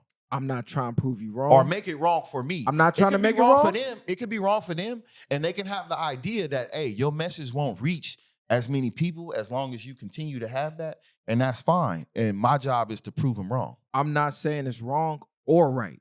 I'm saying I believe. You saying we're why not? No, I believe we're saying the same thing because you asked, did y'all drop y'all flag? Or Yeah. You know what I'm saying? And I said, you don't necessarily got to denounce your gang to make change. You can do everything you saying you doing, but say, hey, I'm not representing that side of it no more. Look, we could do this too. I'm still from where I'm from because that was a part of me growing up. But guess what? I'm not doing that no more. That's destroying us. I'm building. Because- look, homie, you could be a part of this and build. You don't got to be a part of Do the we destruction. do we think Nipsey would have had the same impact if he said he wasn't from '60s no more? I don't know. Now this I what can't speak to that. this what I'm thinking in my head. Not saying he did or didn't. What I'm saying was he was still able to have a level of impact, even though he preached against a lot of the gang culture. But he's still represented as this is still a part of me. So regardless of how you take my message, So this is bigger than the gang, but this is still me. So that's all I'm getting at. I wasn't saying you that's wrong what- for that's having what, it. That's what me Yeah. leaving the name there is for, to let you know that Right. this was a part of me, that I come from this. That's what that is there for. That's to let you know, like, I'm not turning my back on y'all. I'm not even saying fuck y'all. But this is something else now. And when you see this, you know where it came from. But look at what it's came to now. Look at what it's turned into. Brackin went from a gangbanging negative thing to this positive thing. Right. Now I get exactly what you're saying. It's to a point where we see certain things transcend from a negative to a positive. Yeah, but I call myself an Yeah. anomaly, you know? Yeah. I'm 101. I'm something that's never happened before. Yeah, we on the same. Listen, we Yeah, on yeah. the same We- time. yeah. We I'm ain't- just giving we you ain't a- attacking you No, up here. No, Yeah. no, I don't think listen. that at all. When I you don't think attack at all. someone's This is ideology more- or challenge it, they Yeah, start yeah. to feel No, attacked. Right. this is more for the people. That's Yes, watching. this is for the Yeah, people. Yeah. I'm really explaining this to them. I don't feel attacked or cornered by y'all at all. Okay, cool. But I know they're gonna watch this and they're gonna listen to what y'all saying, and then they're gonna ask questions based off y'all questions. And- so this is really to answer y'all questions out there in the comments before y'all jump Right. in there. And the only reason I went that route is because you asked. Yeah, Do you no, think- no, no. Do you I'm- think you can make I'm change? open. I'm open. And I'm drop open. your flag. And I said, I don't think your words is gonna resonate the same because regardless of how we personally feel, Yeah. the niggas that's still out there trooping, when they hear denounce the gang, you turned your Yeah. back on the set. You're a traitor now. That's a dishonorable discharge where we come from. Because when we signed up, we said it was for life, blood Yeah. in, blood out. So that's how the ones who are in that mindset still gonna see it. Now But we got everybody don't homies have that that's mindset. right. Because we got even- homies that's So enlightened. I'm but here. we want to reach them. Because even No, even me being from the set and stuff like that, and say we do reach a point where we get big enough, because even if I still think about homies from Trady to Snoop to these people, Yeah. they were still able to be themselves and still reach certain heights. Yeah. And to get to a point where it's like, well, every nigga from over there ain't stupid. Yeah. Every nigga from these backgrounds ain't that. Niggas just need the opportunity. Yeah, but- Niggas got lack of opportunities, and that way we can't strive. But the thing So- is, none of them have done what I'm trying to do, and none of them have accomplished what I'm trying to accomplish in the way that I'm trying to do it. Yeah, I'm not comparing So- what you going No, on. no, I'm saying they still allowed to. You still allowed to be Yeah. yourself. So whether you keep your handle or not, what I'm saying is, Yeah, this, yeah. you still trying to show it still can be done, Yeah, yeah. regardless of what you think of what I'm doing. Yeah. And I disagree completely with the you can't drop your flag and still have an influence. It's just like I said in my speech, though. I'm not trying to stop the killers from killing. If that's what you want to do, kill.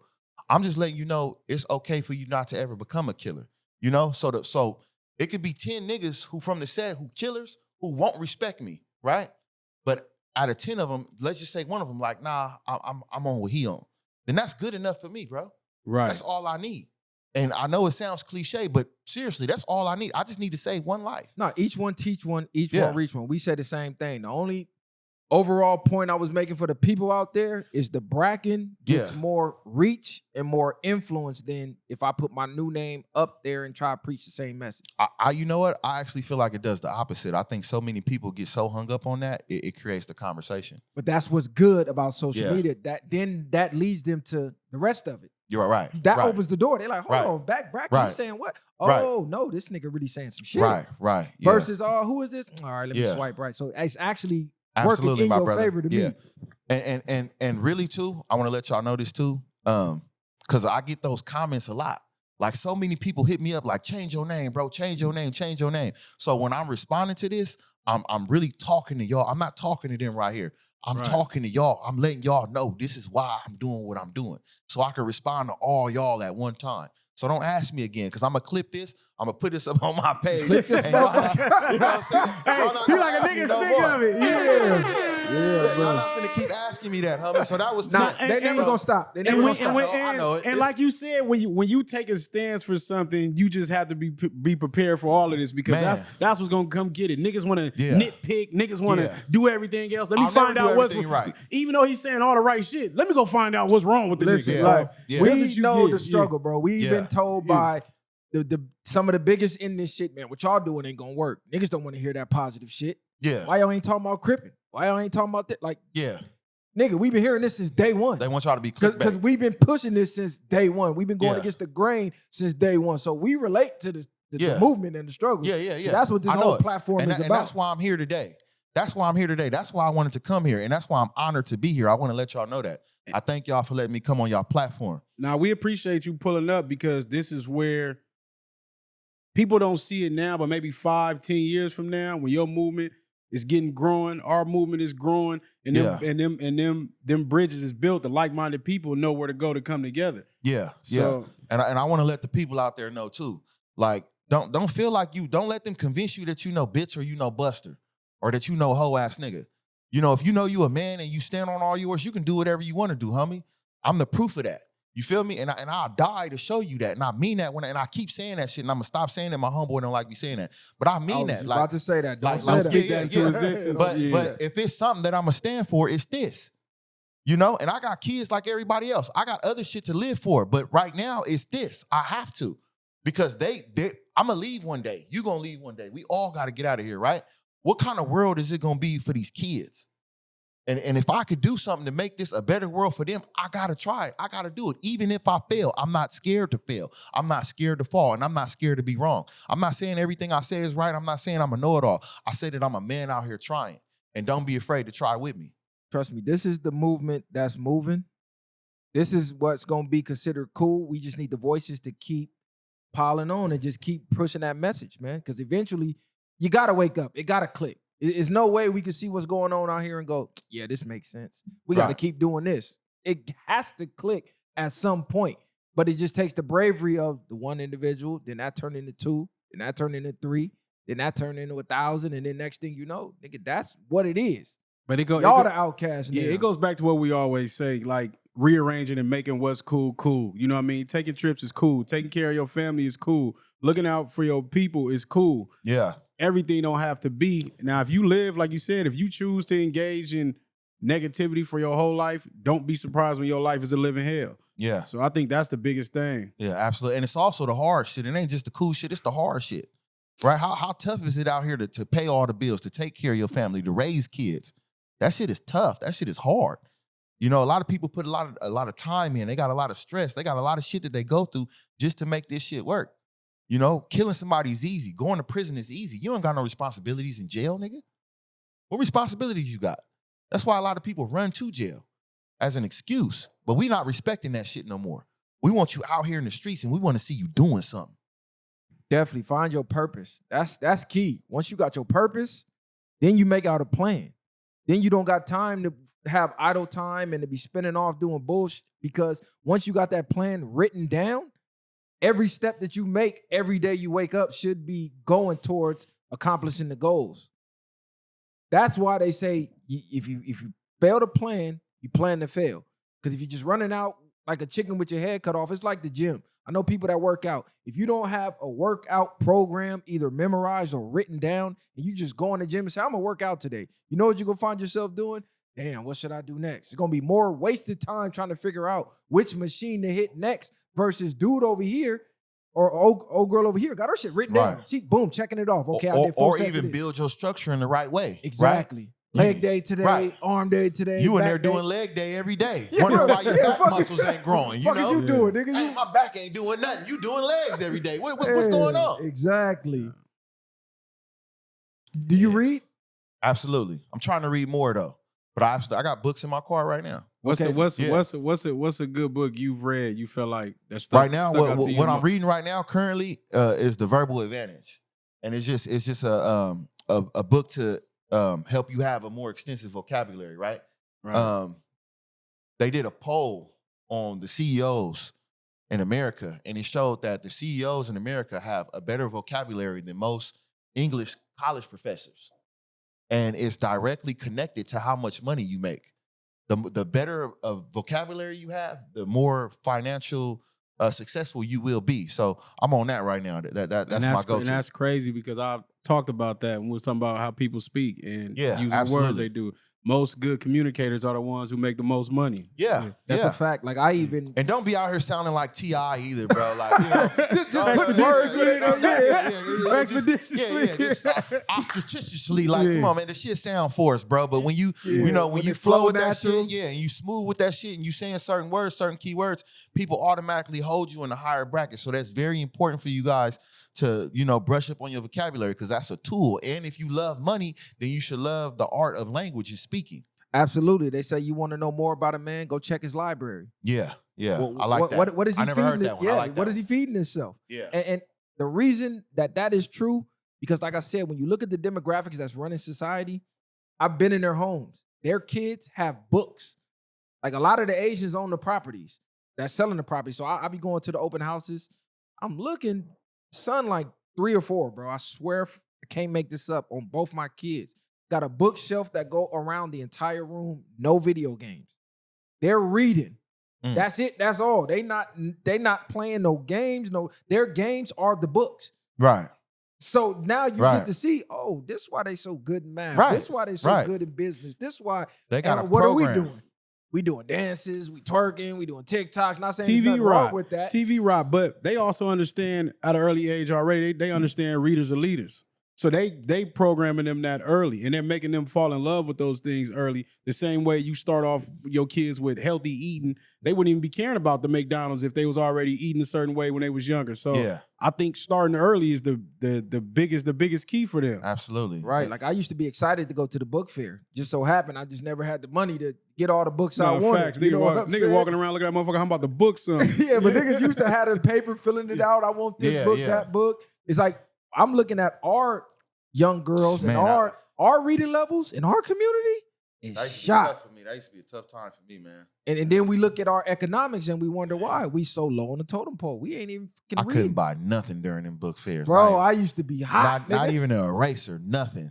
I didn't even bother asking my mom. Nah, that was about the I most a didn't nigga was even- getting. I was the didn't same even way. Show her the paper. I'm walking around with friends and homies in the class looking like they got like 5 books in This his nigga got hand. the What you finna hardback get? books, nigga. Yeah, Let me read that when you the done. coolest pencils and all type of stuff, bro. Okay. I used to be Nigga salty, didn't even want to go to school that day. man. So Yeah, what that's you think? Man, they had the yo-yos, all that. Nah, no Yeah. cap. No. They don't even use yo-yos no more. That's crazy. What you think about interracial dating? No comment. I don't got comment on that.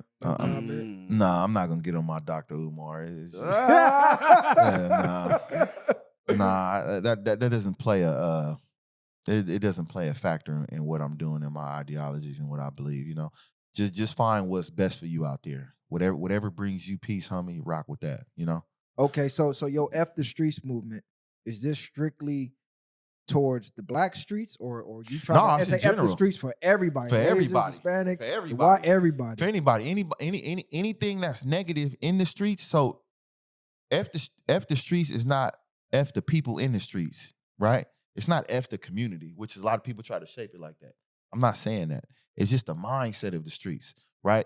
The idea of how we were taught to live, how we were taught to get money, how you're taught to survive. Even living in survival mode, period, can be a detriment to you as a person growing up. I know people who live in survival mode now because they've been doing that their whole life. But the problem with that is you become a savage and you're only planning for the next meal instead of the long term. You can't sit back and relax and really strategize how you're going to go about life because you're just trying to get to the next day, get through the next day, you know? Yeah, Nigga I lost the word. I was gonna say I commend you on that because me understanding putting myself in those positions and understanding that mindset, it's like it's kind of hard to reach those people. And I'm not saying it ain't possible, Yeah. but like I said, until I'm able to get them an alternative, it's hard for me to judge one when I was once one at those ages. So it's hard for me to. I agree with the mindset and everything else, but Yeah. they don't have a lot of. Well, I should say they don't know about a lot of the resources. And then when you do get the resources, you got to go through hoops after hoops. And then a lot of the resources. But we get resources and we abuse them too because we don't have knowledge. knowledge, we but don't then have financial but we literacy don't and be a lot of having stuff. nothing. So I gotta milk this while it's good. But I mean, But going, see, going that's to go hit for 50 and 100 and 300,000 and then going to go buy a chain and going to the Gucci store and doing all the stuff that we do, you know, that's not helping us either. Do you I think that- definitely agree, but that's why I said the black plight of building up our communities has to come from us because ain't nobody coming to teach us that. We need us to teach us that. They're Yeah. not caring about us being at the bottom of the economic totem pole. They're not caring about us having $0 for the average black family. All they know is when the niggas get their money, they coming to the store to buy this shit. And psychologically, they know, like we always talk about that, how to sell to a Negro. I don't know if you ever Well, peeped that little thing. That's why I said in my song too, on my hook, I said, they say the revolution televised, but all that TV do is tell us lies. Right, Designer brands were made to sell us pride. Mm-hmm. right, If I ever exactly. broke your Yeah. heart, I apologize. You know, designer brands were made. We got to course. stop attaching our pride to the brand. Right now, that's what we attach to. Look, I got this Rollie on. Look, I got this Dior on. And now I'm the man. No, you was the man before that. But you just got to feel like the man. Your Right. pride is within. You know, when you take all that stuff off, you still got to feel like yourself, homie. So we got to start teaching that to our people and stop getting ooh and ah by what you got on and what you wearing and what you own, because all that shit can be taken away. If you a man out here who had some motion, you know it's up and down. It's up and down. You know, you'll have it now and you won't have it later, and you'll bounce back later. But you still got to remain who you've been the whole time. That's where knowledge of self comes in at, because when you don't have nothing else to be proud of, you start looking for those luxury items. You start looking for those what they call them. It just slipped my mind.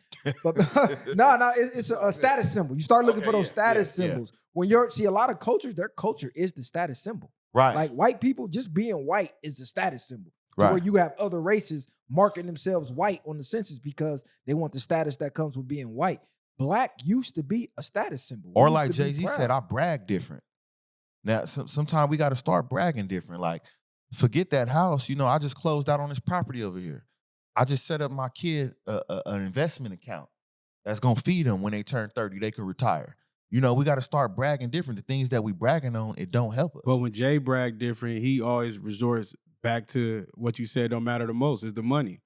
He tell niggas stop putting the money things up. I done did that already. And he brags about ownership. I guess we could brag about ownership. You should, because you should be proud of that. But I just think everything, people treat you, regardless in the real world, based off what you got. I ain't gonna say real people don't do that. They treat you for who you are and your character. But majority of the world, when they see you, they gonna judge you based off of either what you got on, how you look, and things in those nature. So, my bad. Now go ahead. I didn't want to lose my thought, but see how you shot down what Jay-Z said just because of what he said after or what he does after, right? We got to learn to start taking the good parts out of what we hear and what we say and just using that part. So it's just like Bruce Lee, right? You know, he developed mixed martial arts. He took everything good that he liked out of every other fighting style and he put it all in one. So that's what we got to do out here, you know? Somebody may not live the complete life of what they talking about, but if they got something good to tell you, just a piece of it, just run with that, homie. I agree. I think y'all saying, I low-key think y'all saying the same thing. I think the point he was connecting was it still fell back to money. Yeah, that's what I was No, getting at. It's like, Yeah. I know. I like to say money is everything, but it's not everything. Yeah. Like it's everything because that's what shapes the world we live in, but it's not everything. You could have all the money in the world, be unhappy. You could have all the money in the world and have bullshit morals and be a fucked up person. Yeah. So the money don't make you, you make the money. No, but facts. But the money matters because we live in a collective society. And collectively, due to agreements that was here before we even arrived on planet Earth, they agreed, hey, you got to have this money to have this. And this money provides opportunity for your people. Yeah. So I would never tell people don't get money because it's a lot of people who like. No, I'm not saying that. Not you. Yeah, I'm saying yeah. in this lane, Yeah, it's yeah, a lot of grifters who would tell our people, Yeah. money don't matter. Money Yeah, ain't. they crazy. And you be out here homeless, fucked up, and can't help nobody. But we can get out there together, For sure. right? And take the little bit what we got, and we can have a blast together, Absolutely. right? We can enjoy life together with just having a little bit if we make it work. So, you know, we just figuring it out. No, we definitely. That's why these conversations are pivotal because we don't have all the answers. But what you do is you get like-minded people and y'all brainstorm. When y'all brainstorming, guess what? When y'all focused on the same idea, that pulls the information out the collective consciousness of the world that we all pull from what they like to call the cloud. And that helps you reach your goal faster. That's why people who have a team, they win faster than somebody that's trying by themselves. Oh, yeah. That's And why you need they a team. Right. And they like to call it the supermind. Because you Shout like out you 19 said. Keys. Nah, that wasn't even him. I know, but you said it. That made me think about it. Nah, because Shout out to Keys. Whoever he got it from, I'm gonna say shout out to Jim Rohn and Bob Proctor and them, because that's why. Matter of fact, Napoleon Hill, he created that. He developed the whole system about that, about the supermind and everything bro was just talking about. But shout out to 19 for sure. I didn't know that. I just learned something. Yeah, Yeah. He got like a whole. The master key. Yeah, not the master key, but he has a whole. It might be the master key. Master key is somebody else, but he has a whole development system of how the like mind thing works, and he's basically telling you need that in a group, and it forms a called the super supermind? mind. Yeah, Okay. That's That's why. awesome. That's Yeah, beautiful. that's why they used to have you doing group projects at school. That was to start that. See, they done That gave was me the some beginning more of it. tools to use, y'all. They done Right, gave me. yeah. That was the beginning of Okay. it. Yeah. Nah, yeah. nigga got some shit you could tap into for sure. Yeah. Like, Come on that now. come from these books. Yeah, When yeah. they say you want to hide something from a nigga, put it in a book. Yeah. Why you think they garden the most holy, the most informational books under the Vatican Library? Heavily guarded. What you think they got in there? They damn near got the keys of life in that fucking library. So what made y'all push forward with y'all mission, even though y'all got so much I don't want to say backlash, but you had so many doubters. The doubters really never bother me because you got to look at the world. I like to use this quote all the time, right? The reasonable man adapts himself to the world. The unreasonable man persists in the world, adapting to him. Therefore, all progress relies on the unreasonable men. And when you look in history, everybody who ever made change, they was always called crazy first. They was always doubted first. When the world went right, they went left. You think you gonna fly that plane in the air? Yeah. What the fuck you mean we can fly, nigga? Nah, the fuck is you facts. talking Put about? this big ass piece of metal in the air? You Yeah, crazy? fuck you mean, nigga? We can put an engine on this boat and go faster. Nigga, you better grab these fucking paddles and get the rowing. So that's what made me, and I always had the mind of the black sheep. I always had the, they call them indigo children. I forget who dude name is. He's black too. I should know his name, but he talks about the glasses, right? That's why I always wear sunglasses. He said some people were chosen to be able to see through the fog.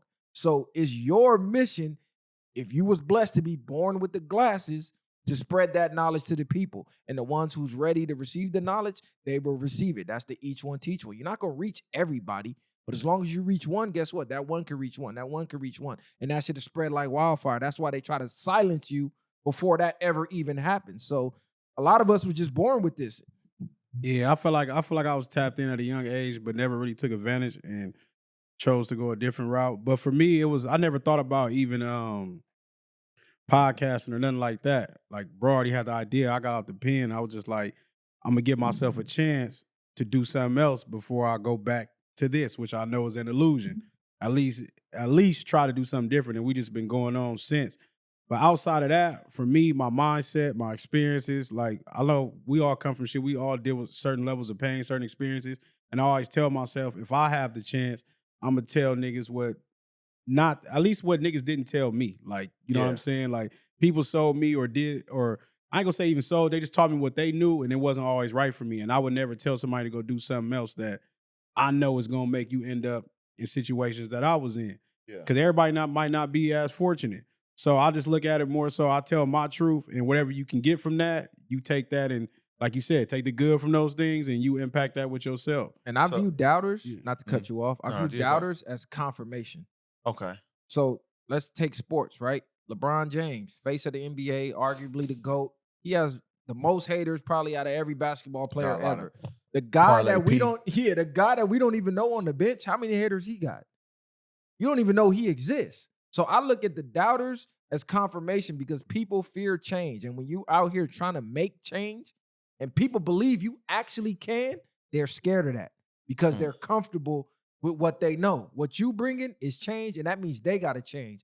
They don't want to change because it's the fear of the unknown. So they try their hardest to stop you. So the more haters I get, the more doubters we get, I know we doing it right. And I know the movement is actually moving. That's why I came in the game saying the villain, because they hate me for my opinion. Because I feel like the villain is really the hero. If you really break it down, he's just a hero that was misunderstood. We didn't understand why Thanos wanted to whack half the planet. Hey, that's my guy. I was about to say, Thanos, that's my guy. He low-key the hero. Half of y'all got to go if we want change. I got Thanos all around my house. I made a Thanos chain. I sold it to buy all my camera equipment and start my podcast, but I had a Thanos chain. I'm going to show it to you when you get off here, though. Viral. But yeah, that's my dude. So at what age did y'all be like, I just said that all wrong. At what age did you guys decide to say out loud that, I'm gonna be about something different. I'm gonna say something different. Like what gave y'all that courage? You know the craziest part? I never did that. Like I don't. You never did that? You Nah. never got to the point where you like, man, I don't really agree with these niggas for real. I never actually, no, mentally for sure. What I was saying is I never came out and just be like, I'm more of a like, show the world before you tell the world. As you see what I'm doing, you see I'm trying to do something that's bigger than myself. If you respect that, cool. If you don't, fuck you. So I'm just more on that trip. So I don't feel like maybe I'm not exactly where you might be. I don't think I've got to that point, but I know I'm trying to head in the right direction. I'm gonna be honest. I knew my whole life. Yeah. I'm gonna be honest. That's what's up. Prior to getting in the streets, I knew the streets was dumb. Like, my cousin was gang banging before me. He used to try to get me to get put on, like 11, 12. Yeah. Like, he was gang banging 10. And I used to tell him, hold on. You got these older niggas making you do everything. You taking all the risks. What the fuck they doing? Yeah. Like, I always had that type of mindset. Even when I got in the streets, for whatever reasons I got in the streets for, even as I was actively in the streets, even when I was doing things in the streets, while I'm doing them, I know, like, damn, this shit dumb. You know what I'm saying? But the allure, the money, the allure, for whatever reasons we get caught up. But in the back of my mind, I always knew, even as a kid, like I could bring my cousin here, he'll bang that damn, you was always the one. They used to say this was dumb. Like he called me the other day and we had a long conversation about that. But as far as saying it out loud, I've been saying it out loud on social media over a decade. Like you can go back to my Facebook posts. I've been saying it for the longest. Like this same message, I've been saying this type of shit for the longest. This was part of the reason I started the podcast. Were you hesitant? No. No?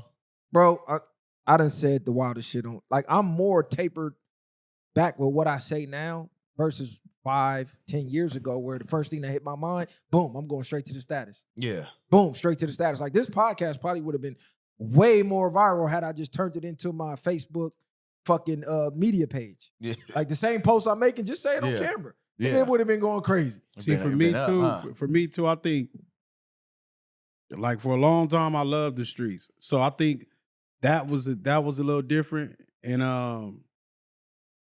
I think as you grow, you start to, once you go through those experiences, the betrayals, the snitching, a lot of stuff. Like even my mama used to tell us, like, y'all the only niggas following these rules. Man, like, early, like y'all the only y'all get caught all the time. Y'all always get told on. Talk about it. Y'all the only ones following. The only rules. ones. You the only ones doing this. Y'all basically you don't see it yet. And I think maybe after like my 5th year in prison, that shit started hitting me like, man, this shit ugly. And then you get to a point where at least in our city it don't make a lot of sense because where we from, we don't get along really with nobody in the city.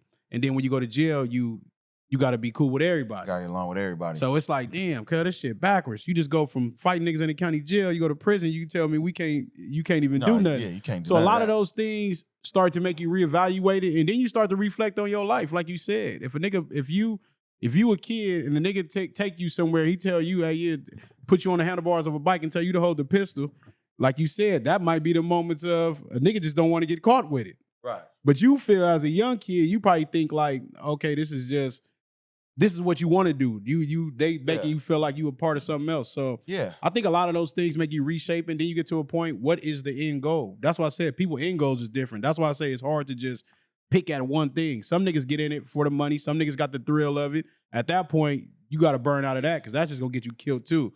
So it's a lot of different reasons. So it's hard for me to look at and pinpoint one specific problem with some of these young kids in the streets. Yeah, a lot of them feel like I know a lot of them feel like it's like catching AIDS, like it won't happen to me as far as dying. You know, when they used to sit in the meetings and all that, they used to be like, you know, I'll die for this shit, homie, with passion. In my mind, I was like, I'm not. Shit, I don't want to die, you know. I don't want to die for this shit. Nigga, what the fuck is you talking about, nigga? But you can't say that out loud. You's a bitch, you's a buster, you's a mark. But nigga, I don't want to die for this shit, nigga. I don't. For what? My question to people who say that, well, what will you live for? That and this right here.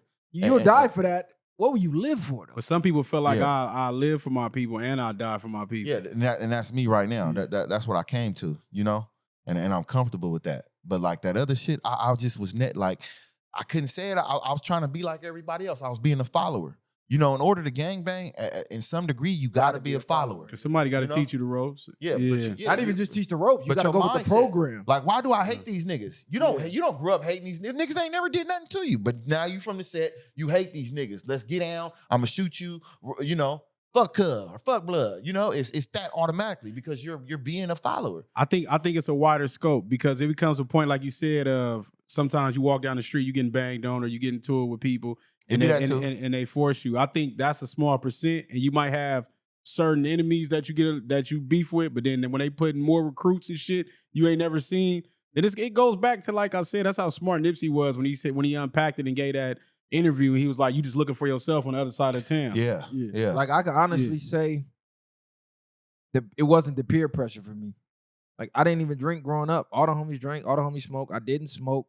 They all knew I was the gym nigga. Like, don't even offer him no drink or no smoke. That nigga don't drink, he don't smoke. When I made the decision to do what I was doing, it was conscious. Like, I'm a thrill seeker, so that was the allure for me in the streets. Like, oh, I got power now. Hold on, I pull this out and niggas do what the fuck I say. Niggas giving me their money. So I got addicted to that part of the streets. It wasn't even me.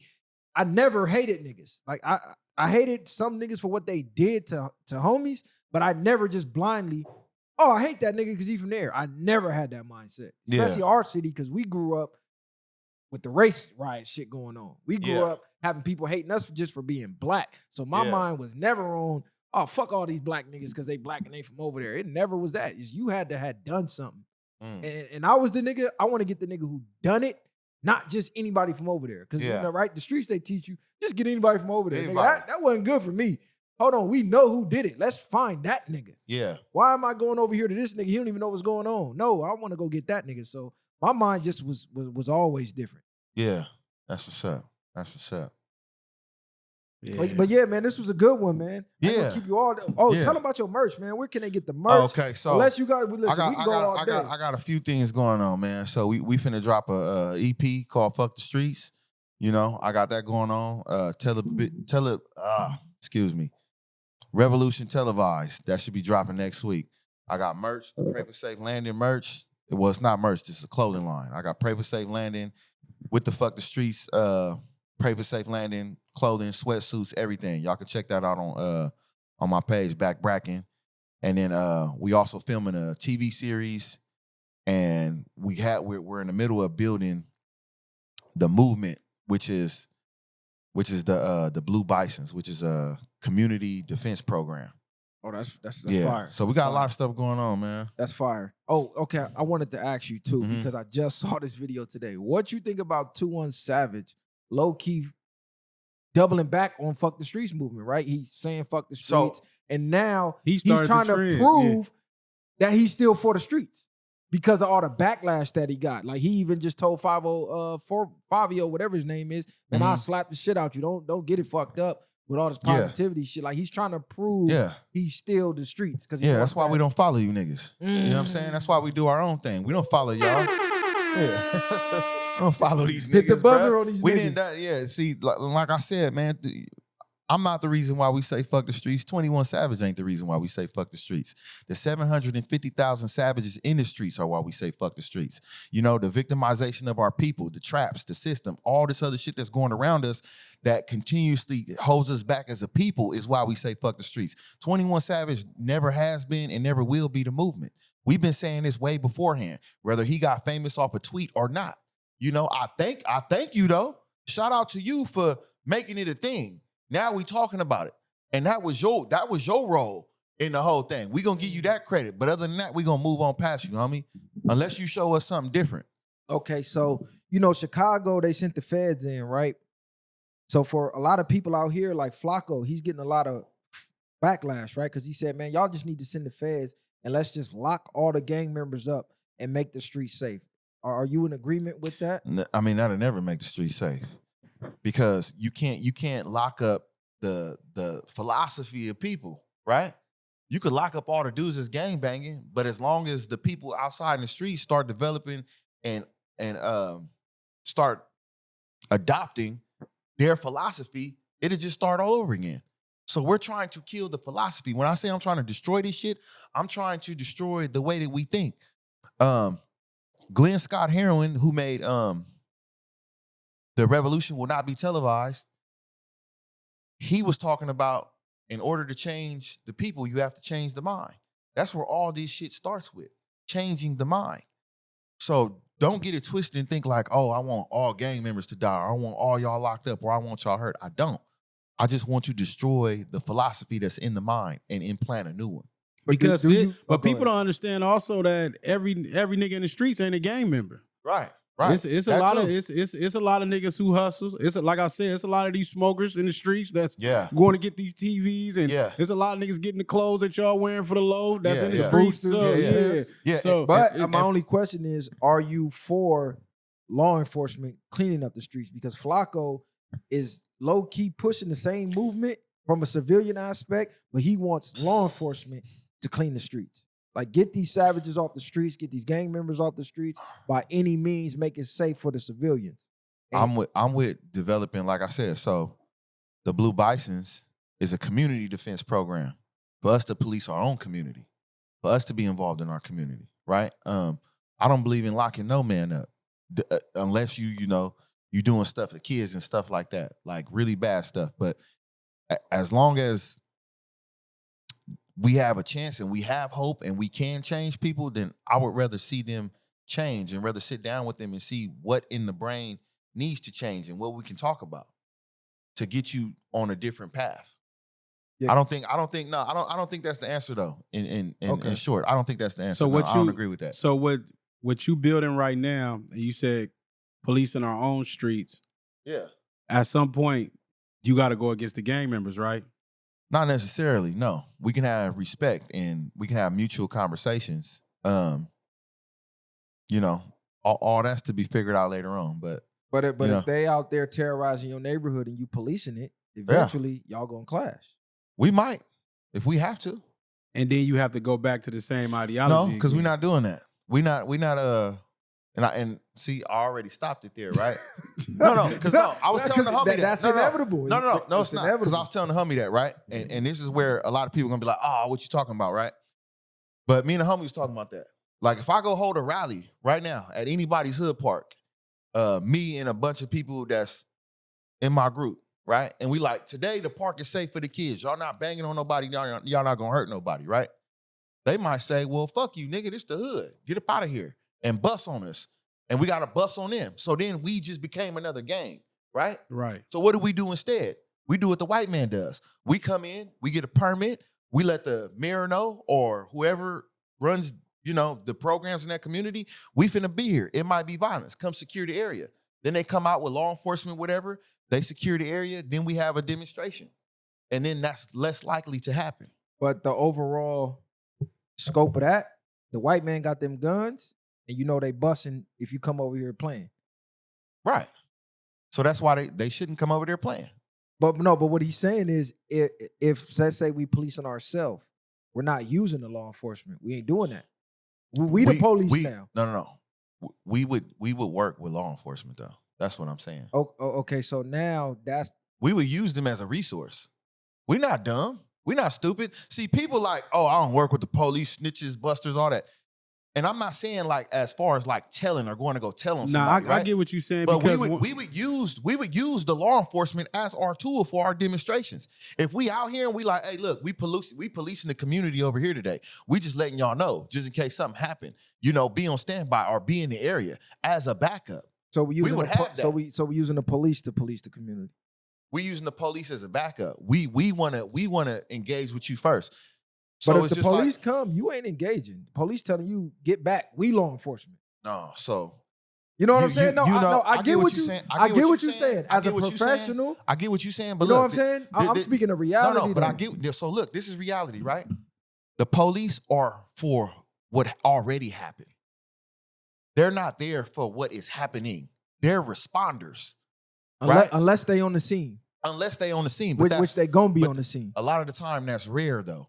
And usually if they on the scene, people ain't gonna act up like that. No, for sure. I agree because they might not assign like a whole detail. You know what I'm saying? If it's like if we out there 100, 200 thick,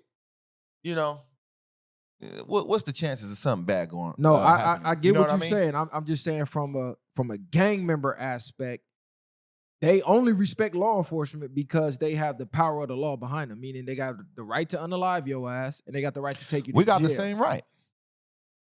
We got them same rights. But our rights ain't backed by law.